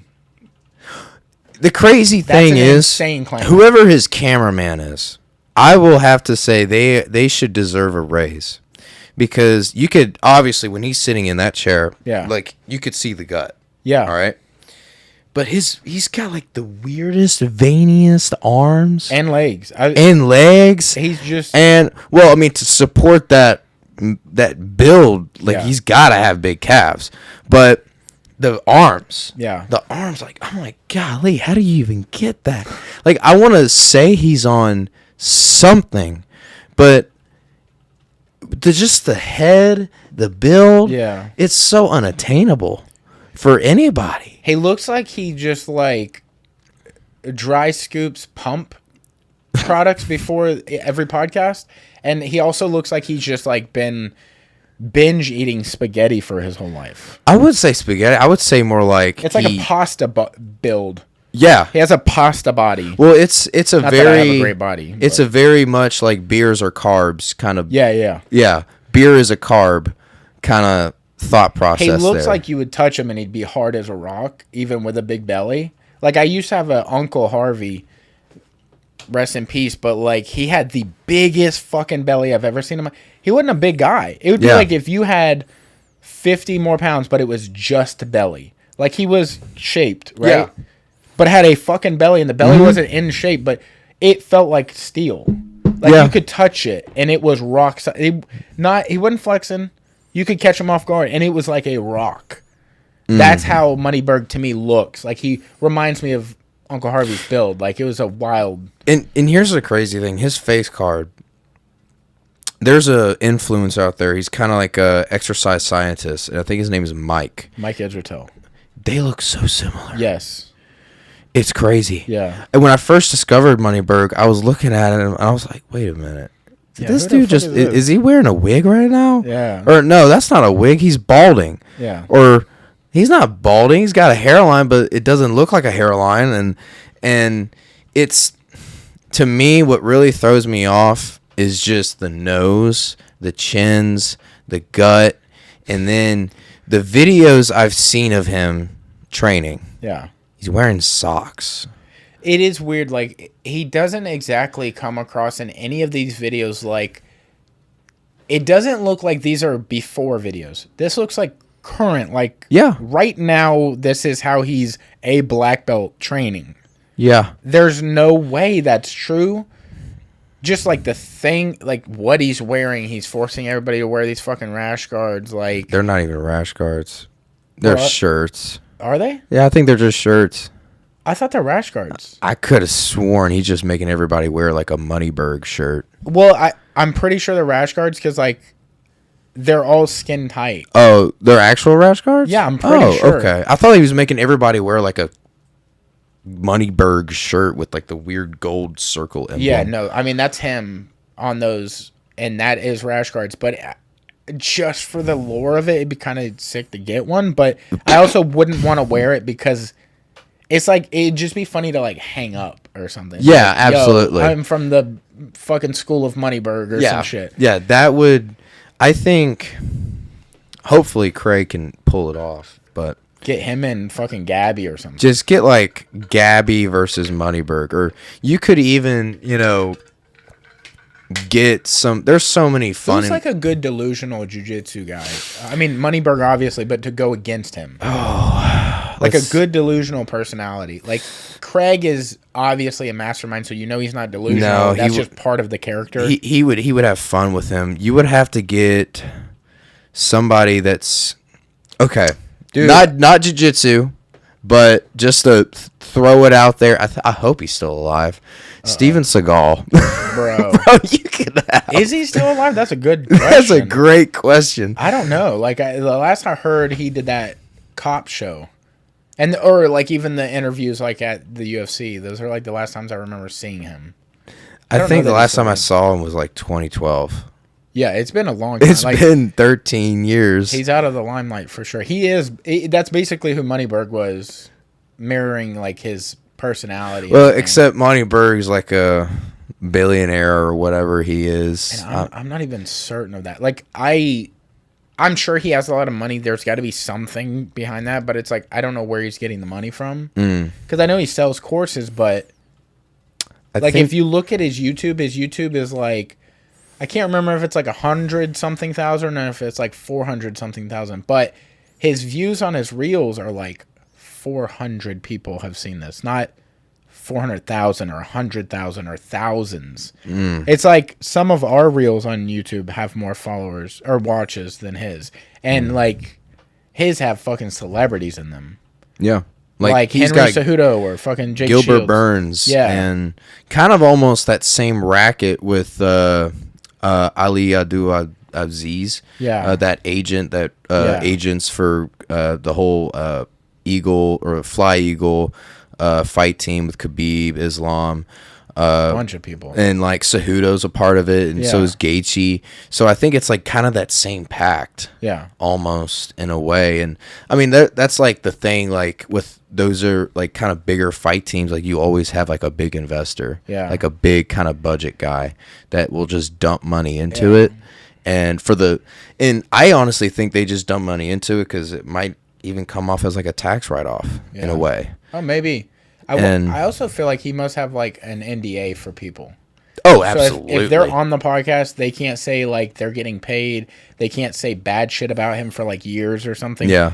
That's why I feel like these people that maybe we've had respect for before in the jiu-jitsu community, like I know people shit on Mikey and Gordon, but like you respect their jiu-jitsu. You're they're crazy good. But now I'm looking at them like, bro, now it's just like, you're just doing something for money. I'll say this because I completely understand. I had some respect for Dan Montesui. Yeah. Okay. When I met him in person, douchebag. Yeah. Absolute douchebag. Why did he coach you? Okay, so sorry, we got way off on that. Yeah, so I was so obviously went to the event. I was going to compete, and I didn't go with any coaches, no teammates, and that's kind of like how I do things. Yeah. I personally believe if you want to be a jiu-jitsu competitor, it's kind of like golf in a sense, or like tennis. You're the one out there. You're the one that has to think. You're the one that has to do. Yeah. And I was just surfing through Instagram. Typically, I'm never on my phone before I compete, but I was just surfing through, and Dan posted like, "Hey, I'll be in Dallas for the Open. Like, if anybody wants me to coach." So I was like, screw it. So messaged him, responded back. Next thing you know, coaches me in 2 out of 4 of my matches, and I'm like, heck yeah. And I actually won those 2 matches because he was coaching them. Fuck yeah. Yeah, so well, it felt like pressure in a way. It was a good pressure because, I want to impress this guy. He's been on some of the best stages in the world. Yeah. And besides that point, he is a douchebag. Yeah. He is a guy that he is good at jiu-jitsu. He knows he's hot shit. He acts like he's hot shit. Yeah. And I was kind of like afterwards left with a really bad taste in my mouth because I was trying to ask him some questions about what the next level is. And he gave a response that was kind of like almost like I was attacking him. And it felt like he was trying to almost pinpoint kind of the things that like a lot of what B Team does. And like what B Team's been accused of, especially like Nicky Rod. Yeah. Like, or even like a lot of J Rod? No, not J Rod. Nicky Rod. You mean like juicing or something? Juicing, basically. Because Dan, I can just confidently say he's never juiced. He does not look the part. Yeah, I mean, if somebody looked at him and thought he was juicing and that's why he is the size he is, like, you can just tell by his body he's big. He's a big person. He's a big guy. Yeah, like, I mean, even if you juice, it's hard to tell nowadays because you can juice and not have a great body. Yeah. You just don't use it correctly or don't know how to. Fabricio Verdum is a prime example. Yeah, that's crazy. Look at the bus driver. Yeah, he literally had a bus on him. Yeah. Like, prime example of somebody who juiced and did not look the part. Yeah. And juicing, and a lot of people confuse TRT with juicing. TRT, not juicing. It's not. Yeah. It actually helps with a lot of things, especially like for me, I've kind of a weird case. 24 years old, my baseline level was 450. Very low. I should be testing, or I should be at the natural state of 800 to 900. Yeah. But no, my blood, when I did my blood tests and everything, 450. And when I did that, it kind of almost explained why I didn't really have as much drive as a lot of other people when I'm competing. And ever since I started taking it, like, a lot of things have improved. Yeah. And not saying that, like, you know, it's helped my jiu-jitsu as far as skill level. Heck no.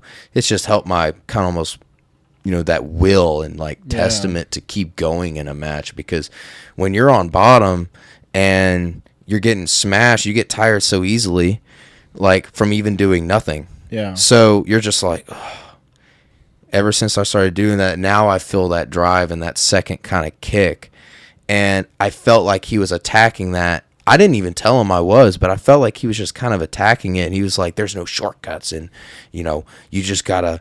He just wanted to leave. Yeah. He wanted to leave. And honestly, a lot of the times, like, in a position like you were in that, when we're asking advice from, like, quote-unquote an elder or something, or somebody that could be a mentor, you're not necessarily asking for, like, yo, eat 8 pieces of broccoli a day, that's going to be the key. You're really looking for, like, a piece of advice that's, like...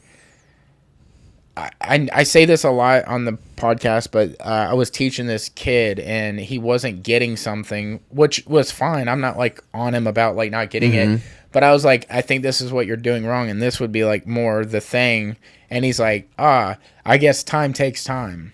Yeah. And I was like, that... Like, he's a white belt. He wasn't trying to, like, imprint, like, knowledge on me. But, like, when he said it, it, like, hit me. I was like, holy shit. Time takes time. I was like, it was a throwaway thing to him. That's really what we're looking for. Or at least what I'm looking for is, like, say something to me that really affected you. Yeah. That's what I would say to somebody else. Is, like, when I get in that position, somebody's asking me advice, I'd be like, time takes time, dude. Like, it's going to take a long time to get anywhere you really want to be. Yeah. Nothing's going to be like that.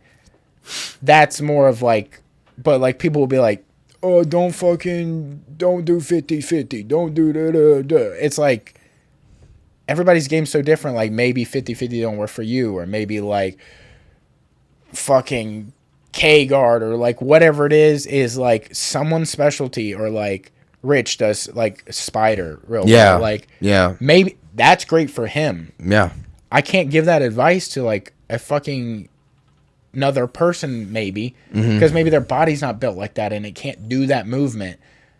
And there's nothing wrong with spider guard, like, but it's like, don't say like this works.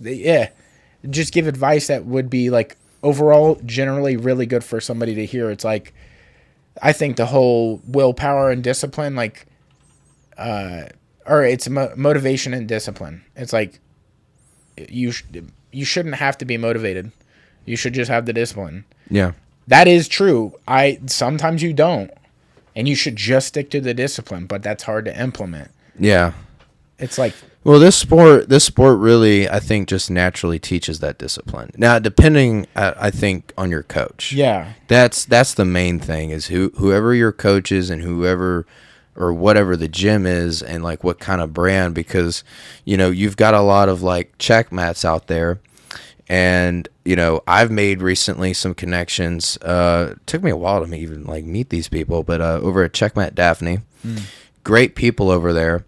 They're, you know, they've got 2 blue belts right now that are on the come up. Ethan, I think his last name's Allison, and then Justin Helton. Justin Helton, 6'6". First time I ever rolled with this dude. This was 2 years ago, my first ever tournament. Yeah. At that time, he was 6'6", 270. Now he's 6'6", 230. But he's got, like, yeah, he's more muscle. Yeah. More muscle. And his brothers, I don't think they train, but they're all, like, the whole family's, like, 6'2 plus. Yeah. The dad, I think, is 6'5. But that's wild. Ethan, he's like 170, about 5'11".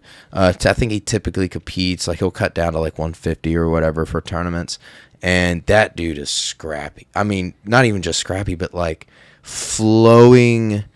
Like, when scrambles happen, it doesn't look like a scramble with him. It looks like he's jumping into submissions left and right, and he's making those connections, and he's getting them. Yeah. And it's the last Battle of the Bay, like little in-house comp that Mobtown did. Watching him compete was actually a really cool pleasure. Yeah. And it was, you know, I actually got to do an open mat over at Checkmate Daphne and roll with him a bit. And just even watching him and then rolling with him. What is his weight? He walks around, I think, 170. Okay, so he did the he did minus 170. Word, yeah, okay. he did minus 170, and he was just, I mean, that dude, that I think he's like 19, 20 years old, or maybe even younger, but he's like a little flamingo, man. Yeah. He's like a flamingo, not personality, but like just he has this kind of, when he walks in and competes and you watch him, it's like, okay. Like, he's got colors on him. Yeah, like yeah. he's gonna fly. You know, he ain't no zoo flamingo. He's wild. He's a wild bird. Yeah, wild bird. But back to Dan Monasui. And we keep jumping, bro. Yeah. Did not have a good first impression, and then he made like a post with about Moneyberg. And it wasn't with Moneyberg, but it was about Moneyberg, and he defended him. Yeah, I saw that. It was super fucking. Yeah, it was like black backdrop, white text. Obviously did it on Snapchat and then screenshotted it or saved it to his phone. And I'm like, dude, you doing that just kind of confirms the kind of person you are to me. Yeah. And, you know, no matter whoever you beat from this point on, if it's Gordon or Nicky Rod or even who's the big dude that's Victor Hugo? If it's one of those three or even Kenyon Duarte, like, I might change my mind about you. But at this point, I don't even think it's that. It's like, would you rather be rich and have no respect or be poor or whatever we are now in comparison to that and have respect? I'd rather be this. Yeah. I mean, I've never known what money feels like. You know, I just know what hard work feels like and the little respect I have or whatever. Yeah. So I don't know what I wouldn't trade. I know what respect feels like, so I wouldn't trade that for money. Mm-hmm. Because you cannot buy respect.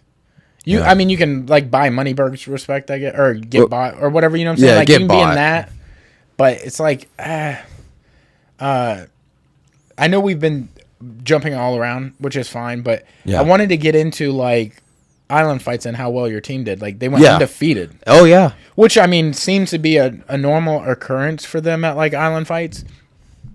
But, I mean, I want to hear, like, your point of view because you get to train with them all the time. Yeah. I don't train with them anymore. Yeah. So Kayla, we'll just go in order how the fights went. Kayla, I thought, I had no clue or I didn't know who her opponent was, to be honest. And I saw that she actually got promoted to a black belt not too long ago. Her opponent did. Okay.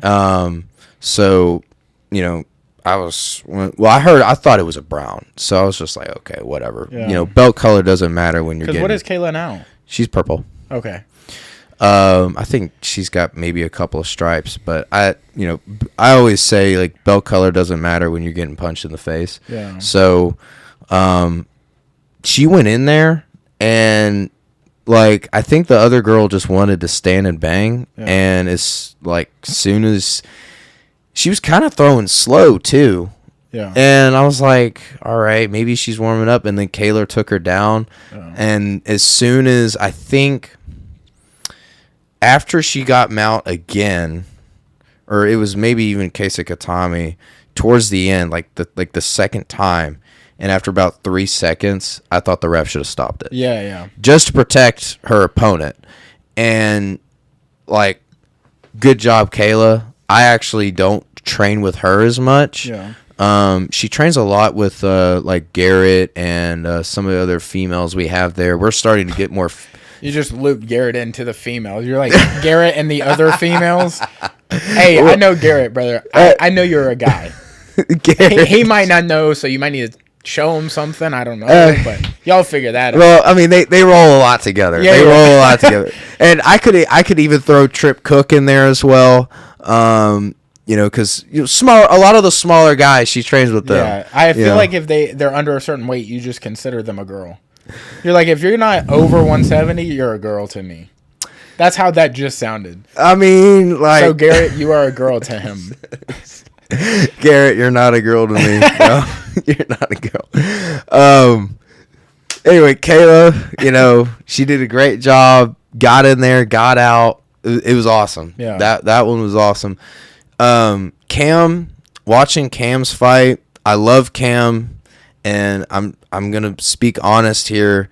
Like, knowing Crazy Horse, because that was his original nickname before he changed it. Before, you know, watching Charles Bennett fight, you know, it kind of looked like he was just there for a paycheck. Yeah. I was talking to RJ about this because we always sit back and watch the fights together. I was like, do you even think that Charles gets nervous at all anymore? Probably not. Because he takes fights so often. Yeah. And, I mean, he's fought for Pride. He's fought for fucking all these organizations. So it's like, I did, because, like, helping set up the ring and doing things for Island Fights, you're able to, like, kind of float around. And being in the dressing room, like, watching him, he's just chill. He's, like, sleeping or, like, whatever it is. You would not be able to tell he's about to fight, but not in a, like, wow, he's poised way. Just, like... He's a vet. Yeah, he's a vet, but also... Is he doing this because he loves doing this, or this is all he can do? Yeah, I'm sure he could do other things, but it's like, do you want to work somewhere? Well, he's like, what, 45 years old, and his record now, I think it's like 32 and like 49. Yeah, and I think, you know, you look at his last 30 fights, 30 losses. Yeah, he's not the same guy that fought in Pride. And even after Pride, I mean, I think Pride was just his prime. Yeah. Because even after Pride, he wasn't really winning as consistent. And I love Cam, and I would hope that Cam would get a better opponent next time. Yeah. You know, because I felt like Cam could have won in the first round. Yeah.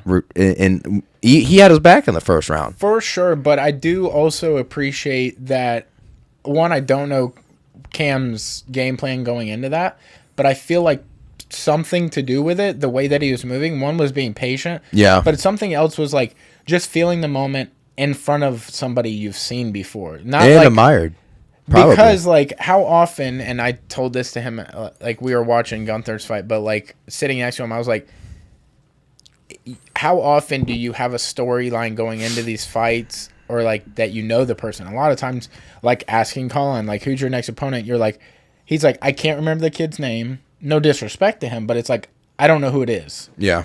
And that happens a lot because it's like, it's regional MMA. It's like, it's hard to know a lot of stuff. So like when you get to stand in front of somebody you know, or like have seen a lot, I think that was part of the game plan, is like getting comfortable with what the future might be. Yeah. Like he might go on to the UFC and go and do big things. Yeah, I hope he does. And feeling the moments with them, I think that's why he was so patient. And he wanted to feel out the whole game, not just like try to go out there and make a statement in 30 seconds or something. Yeah. Because he could do that. But absolutely. I think part of it is like, let me feel this moment and know like this is the new normal for me. It's not to be crushed underneath, you know? Yeah, he afterwards, when he was walking when he was trying to go towards the back, and everybody was taking photos with him and stuff. He was talking to me, and I think it was Dallas Pilgrim, or no, it was guy we trained with, Andrew, at our gym, and we were all just sitting there talking. And he was just like, yeah, I was just waiting, and anytime I moved this way, and Charles had his hands down the whole fight, and it didn't look like he was threatening anything, but he said anytime he would move, I would move this way or feint here or whatever, it would, Charles would kind of do something or like move his head certain way. So yeah, I mean, he was being patient and everything, and I would imagine, like, if I were in his shoes, it would be something I would be kind of starstruck in a way. Regardless of what Charles's record was, he was still a personality and still is a personality in this sport. So I get it. I'm just saying on the outside, like, I wish Cam would get like what Gunther had that night, because Gunther had a slugfest. Yeah, a prospect. That was and he came from, I can't remember, Killcliff. Yeah. So that one, I was very surprised. I mean, I know John stays true to his word, but I was very surprised he stayed true to his word about the boxing. Yeah. Because he was being stubborn about it. He wanted to go. And I was like, hey, if you're going to do it, why not do it with this guy, right? Yeah. So he was, second round, little tough, but the first and third for sure. I would say John dominated in that fight. I also believe they both caught each other at certain moments. Like, there's a part where Gunther got caught, and it caught him to where he looked up, and then he came back, and I was like, that really got him. He bounced off the ropes. Yeah. He got caught, and I think it was second round. He got caught, bounced off the ropes, and his hands kind of went down and then back up, and he was like, oh, okay. Yeah. Like, all right, so. But it's like that fight, to me, fight of the night. Absolutely. I mean, the back and forth of, like, both had really good moments, and, like, both were, like, driving off of the crowd's energy whenever the moment would start to peak. Like, there's moments where it looked like Gunther was tired, but then when he got a few shots and then the crowd would react, it looked like he came alive a little. Like, you're like, damn, the energy is, like, getting to him, like, raising him up like Hulk. He's, like, just growing with the energy, but... we were sitting afterwards. I was sitting down with their striking coach and MMA coach, Ben, and he was just talking about how, like, with John, if shot, like when you're watching it, right, as a spectator, and you're seeing, like, the punches or the kicks being thrown, regardless of them being checked or blocked, right? Like, if it's a straight, but it comes at, like, kind of a hook towards the end, and it smacks a bit on the forearm, he was saying that it doesn't matter if it connects or not. It's the sound. Because a lot of these judges that people, these guys that or these men and women that test and become judges, they don't always see that. Yeah. It's all about hearing, right? So with the boxing and stuff, you've got, like, he was just saying, how John, he needs to kind of, like, almost stick with what he knows. He can branch out a bit, but he's got to, like, work in, what's been working for him. So that was a really good conversation that I was a part of afterwards. We were sitting at the Sugar Factory. Yeah. So we were just all chilling, and it was just kind of really cool to kind of get an insight on that, because I just do jiu-jitsu. Yeah. I have no intention of doing MMA. Never. Yeah, I mean, I feel like we fall in love with the thing that we like. Like, when I first started, I did Muay Thai. Like, I learned striking and jiu-jitsu at the same time for the first year, and then me, Sydney, and a bunch of other people left that gym and came to Remedy. Yeah. So, like, I would have continued, but at the time, it wasn't as, like, they didn't have quite the program they have now. Now they have like not a star making program, but like you guys are putting out like these fighters that are legitimate prospects. Like they are on the rise. Like there hasn't been a number one guy yet. Like I think Gunther and Cam are fighting for that. Like who's going to get to wherever they're going to go first. Yeah. Like I think they'll probably both hit that what you call the big show in the same calendar year. So like if one makes it in the whatever, I think within 365 the other person is going to be on that same like it'd be sick if they both went through the Contender Series fights. To see like we've seen so many of our local people do it. Like Cam Teague's doing it, right? He's doing it again. He did it last year. What is it? He did it. It was either, I think it was September of last year or something. But I mean, we've had Brock, we've had Max, we've had.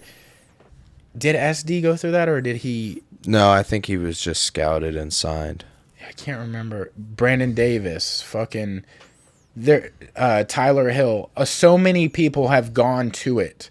Like, not a lot of people have gotten through it, but that's part of because like it's such highly touted competition in that, and it's a dope platform to see local people on and see them do really well. But I feel like they'll both either be on that or like sign or whatever. But I think it'll happen really close because it's such a good group. I mean, Colin might even go on a run where he catches right up to them too. I would say Colin, and I don't know what his timetable is as far as when he wants to go pro. I think he's only 2-1 now as an amateur for MMA or 1-1. I know he's had more kickboxing fights amateur than he did MMA, but I don't know what his timetable is or what kind of Ben and Trey kind of do as far as that. I think they kind of.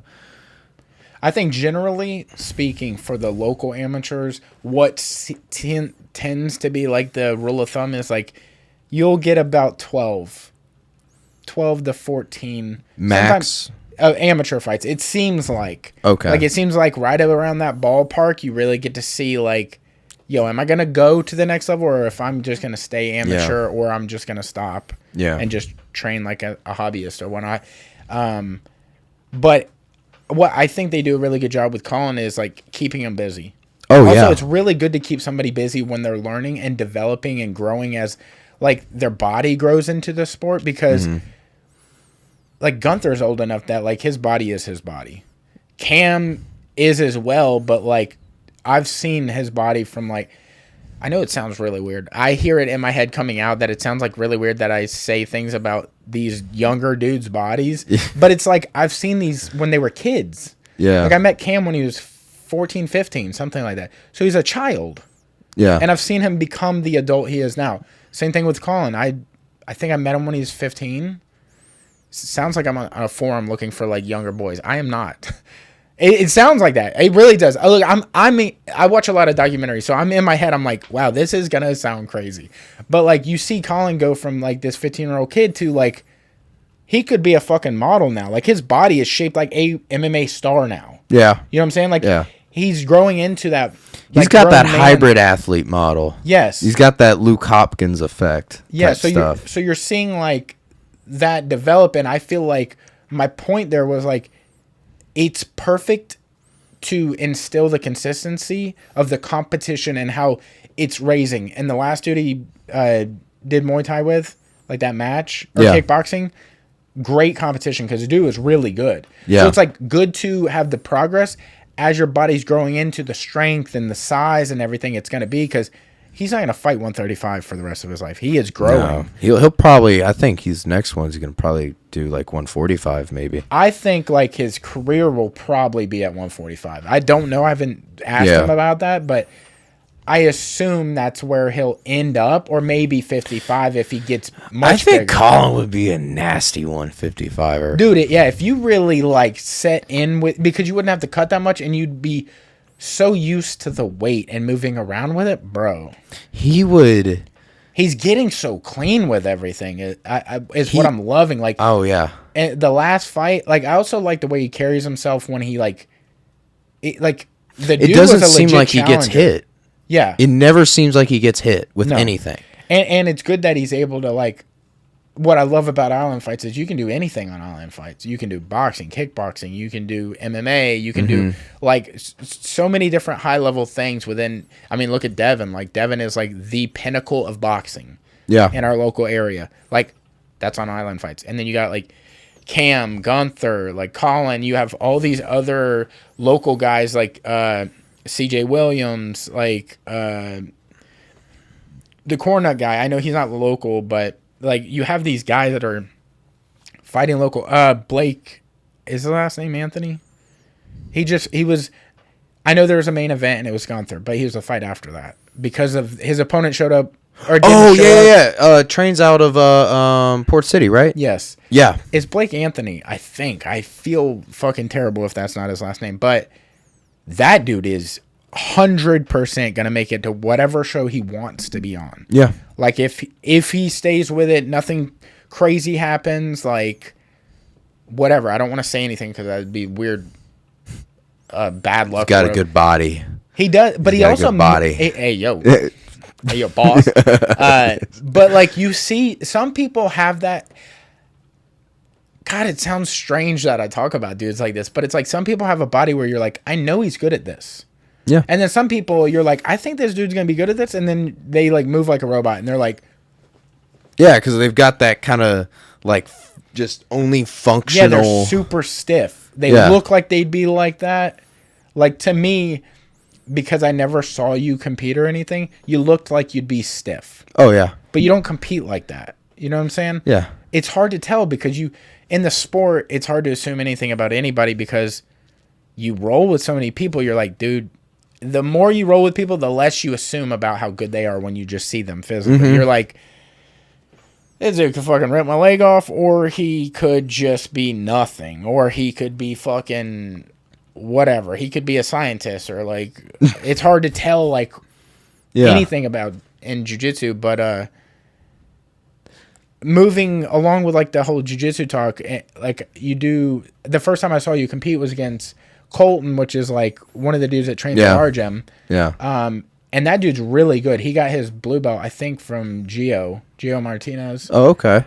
And I was like, this is going to be a crazy good match because, I mean, I've seen you, but I think that was the first time I ever watched you like live. So I was like, people are sleeping on this will be like a good fight of the night. There was actually some in-depth story behind that match. Okay. Nothing between me and Colton, but it was something. So I was actually supposed to compete against, I think, one of the guys that literally went before, and the match was set for 185. Okay. I got really sick, and I could not cut weight. I like anytime I tried, because typically like I would like want to sweat out whatever I'm sick of. I couldn't do it. It was making me more miserable, and I was like having nasal issues, and so I messaged like Tony, and I messaged Tony Rayborn, and I said, hey, and I also messaged that opponent too, and I said, hey, like, can we do 190? Maybe I could get down to that. And this is me like at 205. And they were like, we can do that. But then it was like, can we do just 195? Yeah. And they were like, no. Like my opponent's coach said, no, we can't do that. I actually even tried to be like, hey, like I'll pay you to just compete against me. Yeah. And they were like, no. Yeah. So I was like, all right, fine, whatever. So last minute, they asked Colton to do it. I knew nothing about him. And I was actually kind of excited because I saw that he came from a 10th Planet gym and he trains with you guys at Kazushi Club. And I was excited in the sense of the last Southeastern Submission Classic. I had a terrible showing against Kazushi Club. or I guess you could. You were the quintet. What? It was the quartet, and quartet. Sorry. Started out first, and I get armbarred in the first minute, and by Jace, I think. Yes, yeah. And I was just like, man, that sucks. But he's a high level purple belt, and he's been doing it for a long time, and he's like deceptively strong for his size. Yeah.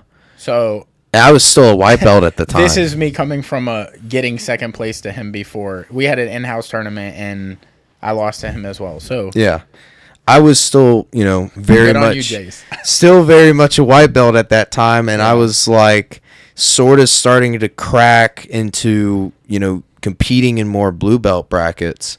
And after that night, I was kind of like, this sucks. Yeah. So I started changing things, and like obviously you can't really like watch live on like Smooth Comp for Grapple Industries or AGF or any of those tournaments.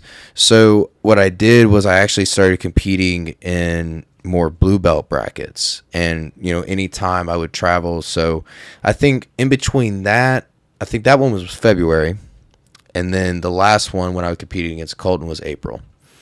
And in between basically February to April, I competed in two tournaments. Two tournaments and one super fight, and like all against blue belts. Now, obviously, I couldn't compete in a gi with blue belts. I think it was for Grapple Industries and for New Breed, but just going in there against guys that I had no clue about, had no thought of, it actually kind of helped. Yeah. And I won gold in those brackets, and I was like, what am I doing? Like, what have I changed? And I think it was just more of a mindset thing. And then I started leading up when I got texted and told about Colton, and I saw they could train with you guys. And, I don't know how the name Kazushi Club started, but I keep thinking of Kazushi Sakuraba, right?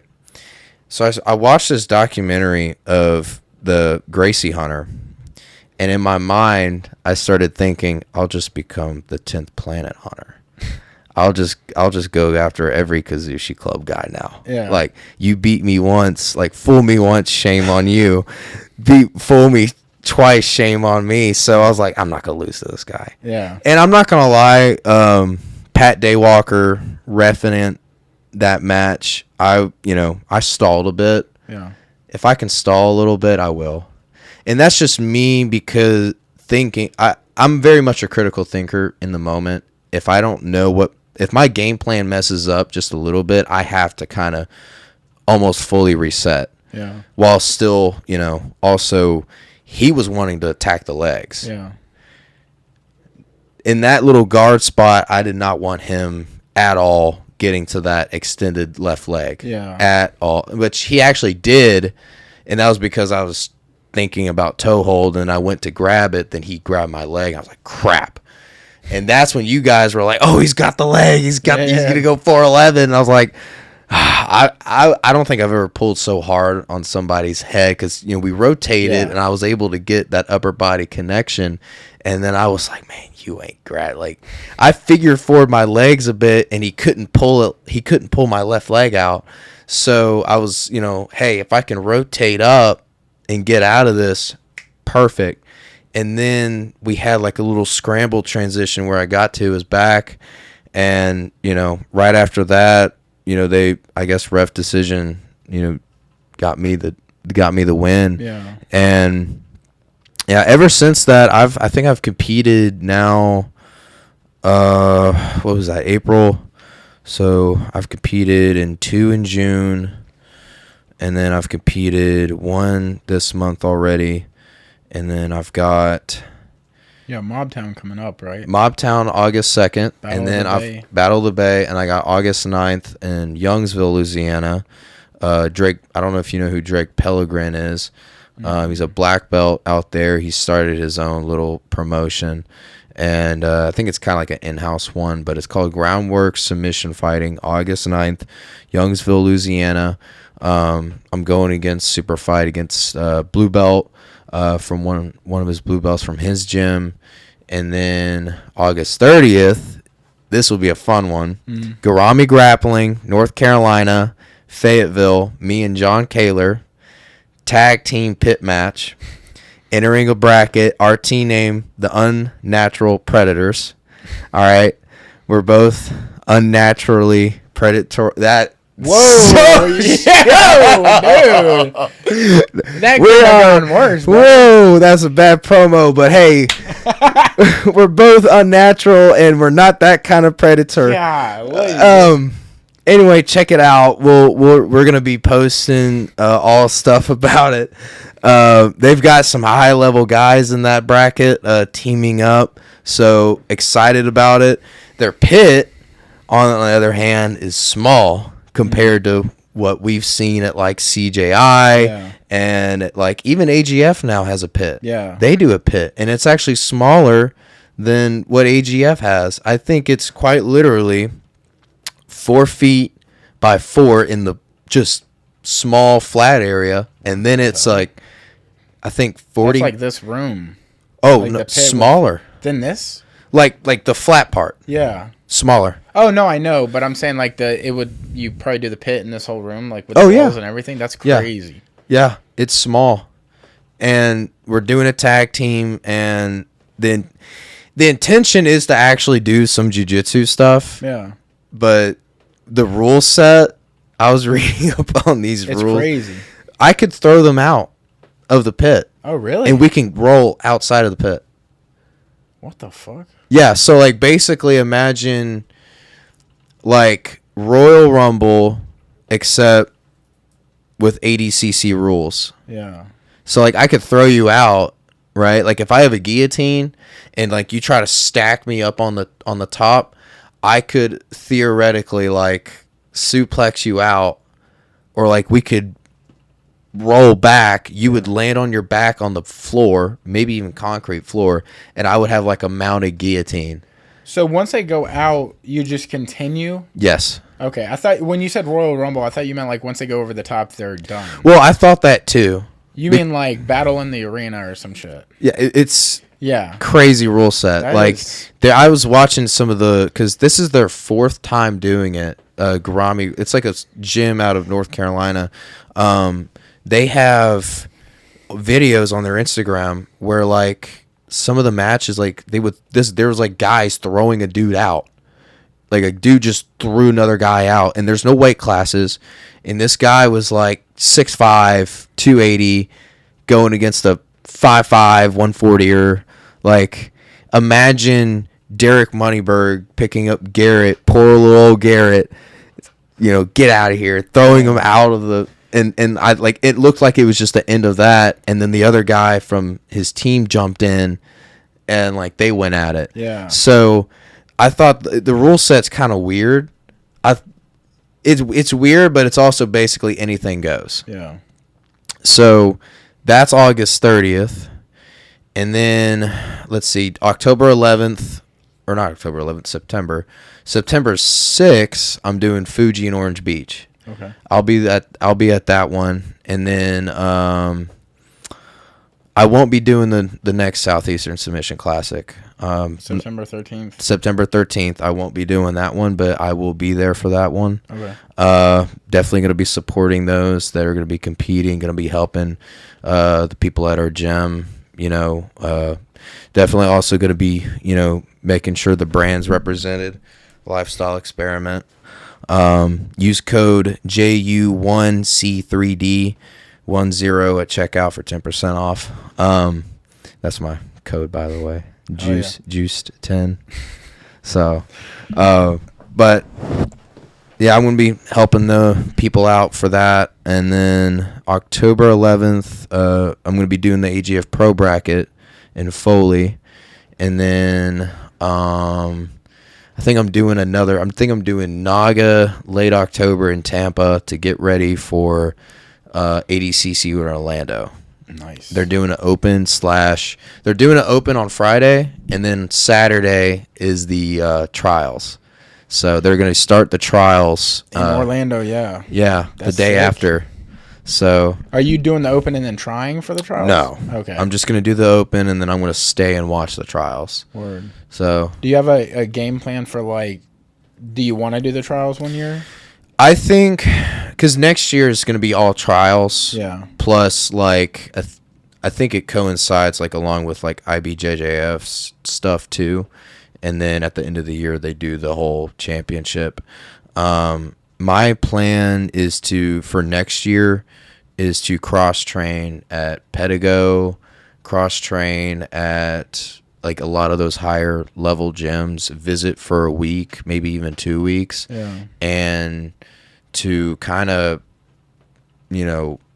almost experience what their training methods are. Yeah. Because jiu-jitsu is jiu-jitsu, and Trey Alidor and my coach Rich, he's taken me under his wing. Like, those guys, they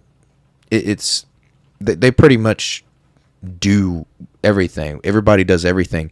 It's a matter of kind of preparing for things that's different, Like, I want to see what and what Brandon Reed and Michael Pixley do to get ready for a trial, Yeah. I want to see how they get ready for that kind of stuff. Like, what kind of rounds are they doing? Are they relaxing the first 3 minutes? Are they going hard the last 3 minutes? Are they, because that's something what I saw when I was in Dallas for ADCC earlier in June. Yeah. Like, you had a lot of not really jiu-jitsu practitioners, but like guys that know jiu-jitsu that are in the intermediate and advanced brackets that are college wrestlers. Yeah. And they go in and they kind of just coast that first 3, and then the last 3, bam. Yeah. Because you hear points, and it's boom, boom, boom. And it's like, if you're a guard player and you have no wrestling, and you're going against somebody like that, and you just exhausted yourself for the first 2, sorry, bro. Yeah. Like, you're cooked. It was definitely eye-opening. It's definitely, the higher up you get, the more of a game plan, or the more game plans you have to be ready to be prepared for. I said way too many words there. But, like, you have to be prepared for a lot of different games. Like, Yeah.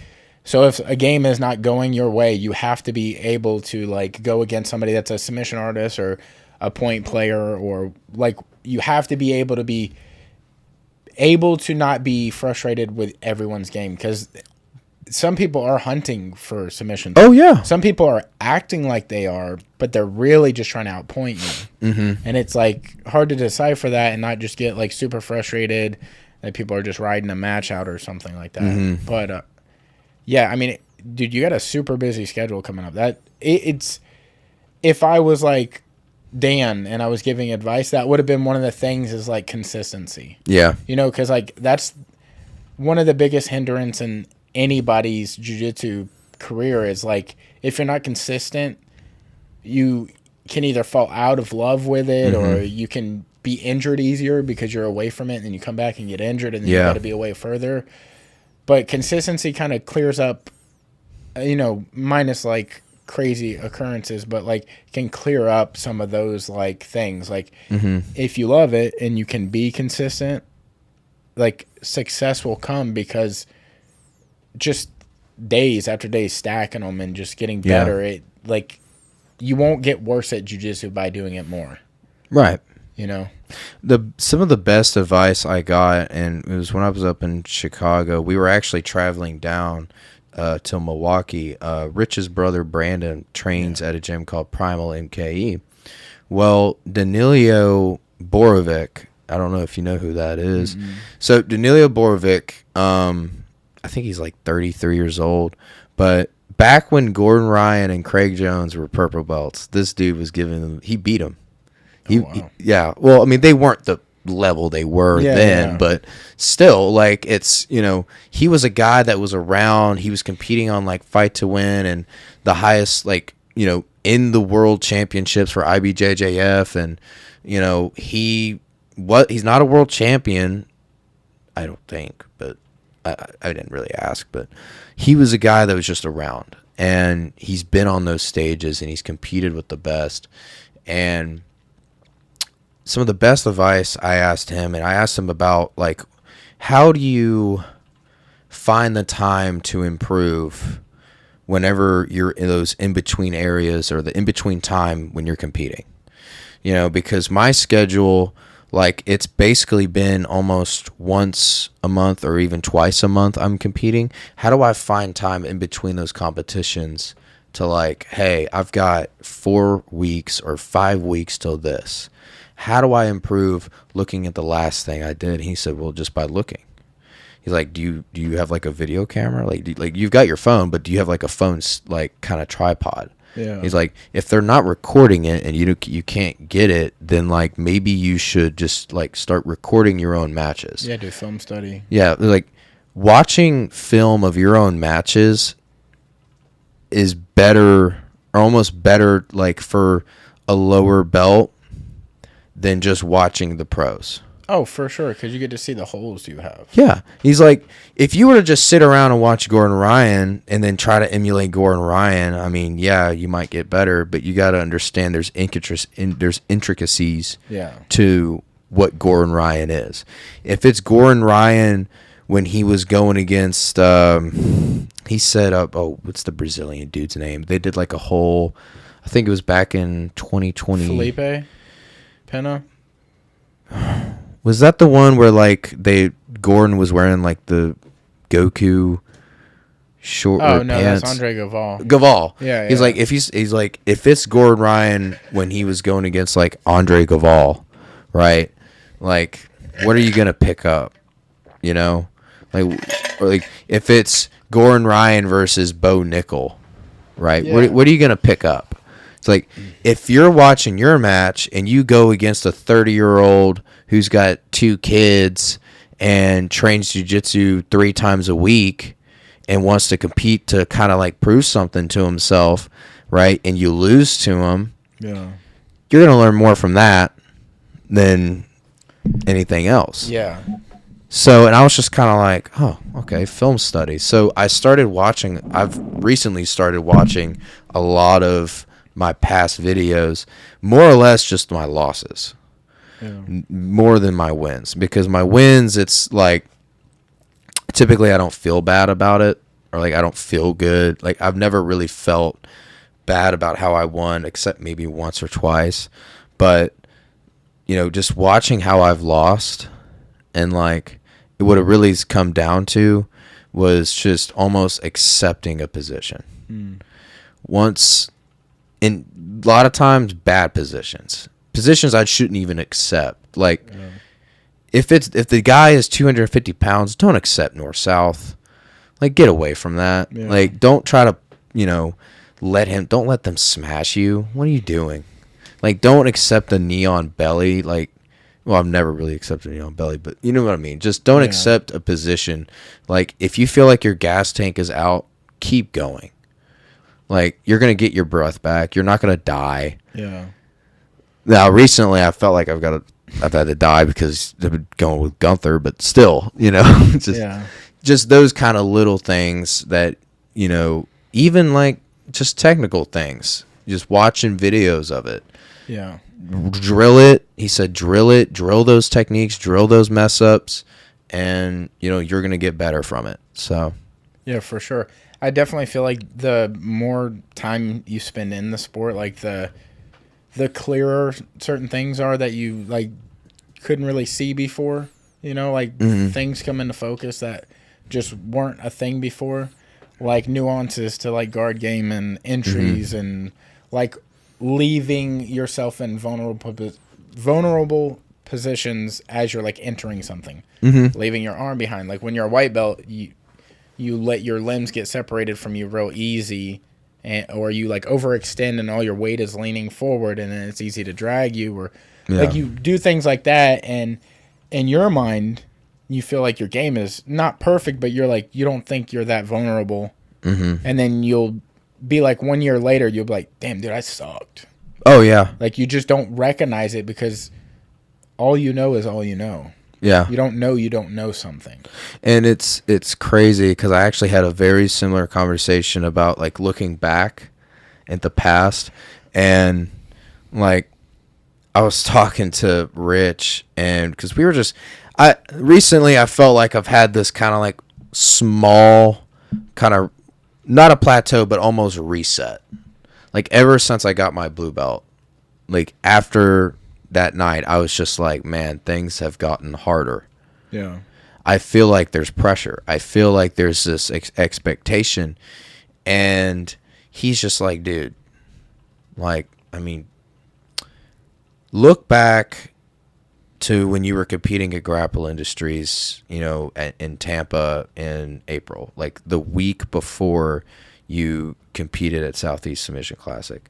Look, just watch your footage and tell me, like, just call me back. So watch it, call him back.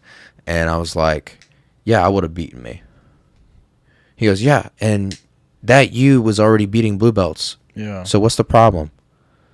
And I'm like, well, I mean, I'm not passing this guy's guard. He goes, like, it's Monday. Yeah. You're passing. You'll pass it Wednesday.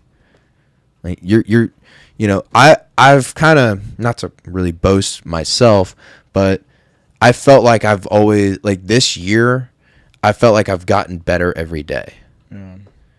And it's something that I'm actually proud of. Because there's it's not necessarily what I've learned. It's more of just how much I'm able to pick up on timing. Because that's something that a lot of people don't really pick up on.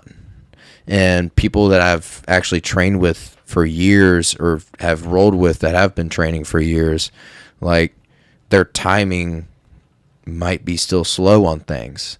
And I think that just comes with the environment that they've, you know, trained in. Yeah. Too. That I think is also a big proponent. And, you know, when you train a lot with Gunther and even Cam, I love rolling with Cam, but there's times where I'm like, dude, how are you this strong? Yeah. I'm like, how did you, like... He's deceptive for sure. And I'm like, hold on a minute. Like, I just had you in turtle, and now I'm like, on my back? Yeah. Like, how did we even get here? First off, and like, even Garrett, good old Garrett, guy, I pull guard on him sometimes, and I'm like, golly, I can't play butterfly guard with you. Yeah. It's ridiculous. You're small, like, you're a small guy, and I can't extend you. He's like a little corn kernel. Like, before it pops. Dude, this is just a roast of Garrett, this whole podcast.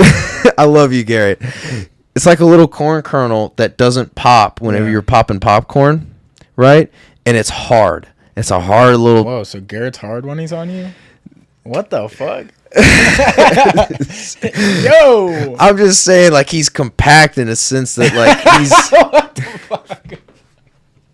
No, go ahead, dude. He's compact in a sense that, like, it's hard to open him up. You know what I mean? Like, okay. it's hard to, like, get him to move sometimes. Yeah. And like, he's a good stubborn guy. Yeah. You know, when you roll with him, because he ain't gonna give you what you want. Yeah. So that's something that I'm very appreciative of. And like, I've been learning to even deal with that because I see that a lot when I go compete. There's guys that are just like, like, nope. Yeah. Like, they play the defensive so much, and then their offense is just like, pow. So. Yeah, a lot of people can only, like, be the hammer. Not a lot of people are good at being the nail and then, like, turning into the hammer. Like, a lot of people can only implement their game, and once that goes haywire, they, like, fall to pieces. But, I mean, y'all's team is so, like, well-diversed. Yeah. Like, y'all have a lot of different looks and, like, a lot of different games and, like, people trying to learn different things within the team that I feel like y'all are able to, like, create good players that have well-rounded games. Yeah. On top of that, you know. One that really comes to mind is like John Kaler. That dude, He studies a lot. He's a guy that, honestly, when I first started training at Remedy, I thought he was just like a pure wrestler. Yeah. You know? And I mean, he's changed his game a lot. Well, he plays like a rubber guard now, and it's... John, if you're watching this, I hate it. I really hate it. Yeah. It's so dumb. It like jiu-jitsu's not dumb, but his guard is dumb. I hate it. Yeah. I call everything that I hate dumb because I can't figure it out. Yeah. You're a guy, yeah. Like it's he brings this leg over, and it's when you look at John, do you think flexible? No, yeah, he definitely doesn't look flexible. Okay. Hey, look, he reminds me of like if DJ had a ginger kid. Yes. Yeah. Yeah. We've got like there's people that you can obviously look at and say, yeah, you're a flexible guy. Yeah. I bet you could bend and whatever. Whoa. Pause. Oh, brother. But John, Yeah. you look at him and you're like, how are you able to even... Yeah. Because there's been moments where he's bent his knee and gotten to this rubber guard and it's like cracking. Yeah. And I'm like... You're like, is this position worth it? Like, are you- is this really like what you're wanting to do right now? Like, Yeah. you could have easily taken me down, except you wanted to pull guard or jump guard or however we got to this position. You really want to do this right now? Yeah. Like, it's not comfortable for you, and it's not really fun for me because I know you're trying to get this in front of my face and all this and that. Yeah. But no, it's great, but it's dumb. Yeah. So, yeah. Well, I think y'all have a lot of opportunity to just keep growing within y'all's team, and like y'all are putting out a lot of like great island fighters. Oh yeah. But also the jiu-jitsu, because like, originally it started off as like a jiu-jitsu thing. Like Yeah. Trey, that's the roots of his thing, and it's cool to see like the different like, kind of like graduating classes at Remedy.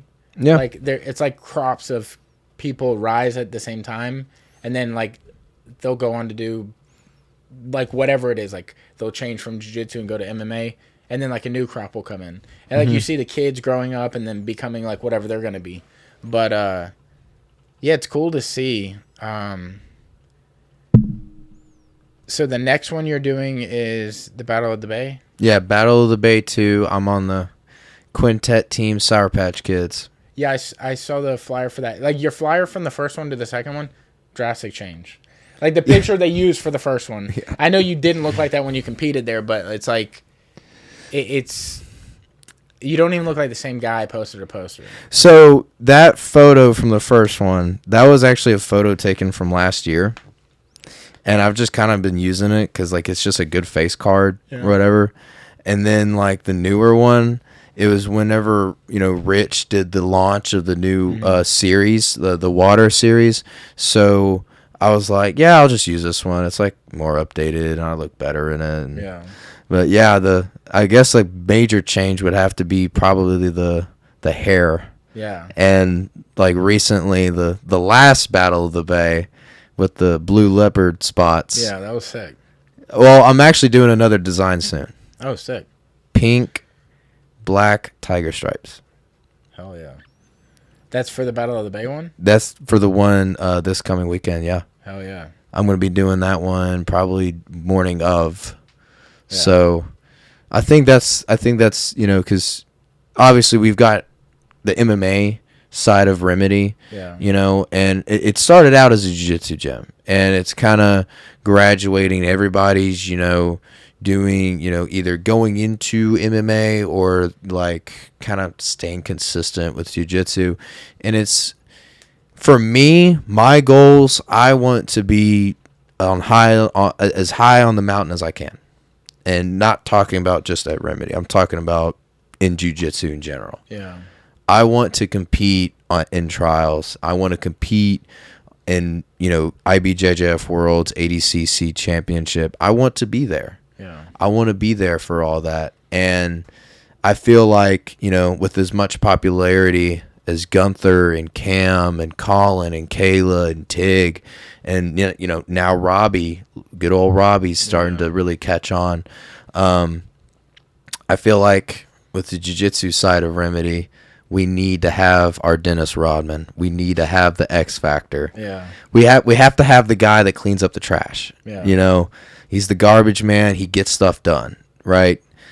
I don't care about all the points and the fame on that aspect. Like, because Gunther and Cam, they present themselves in a very good light. And like when people think of jiu-jitsu, like casuals, they might think of not Gordon Ryan, but Craig Jones. Yeah. They might think of somebody who's traveling to Brazil and getting his hair dyed and like dancing with models and driving a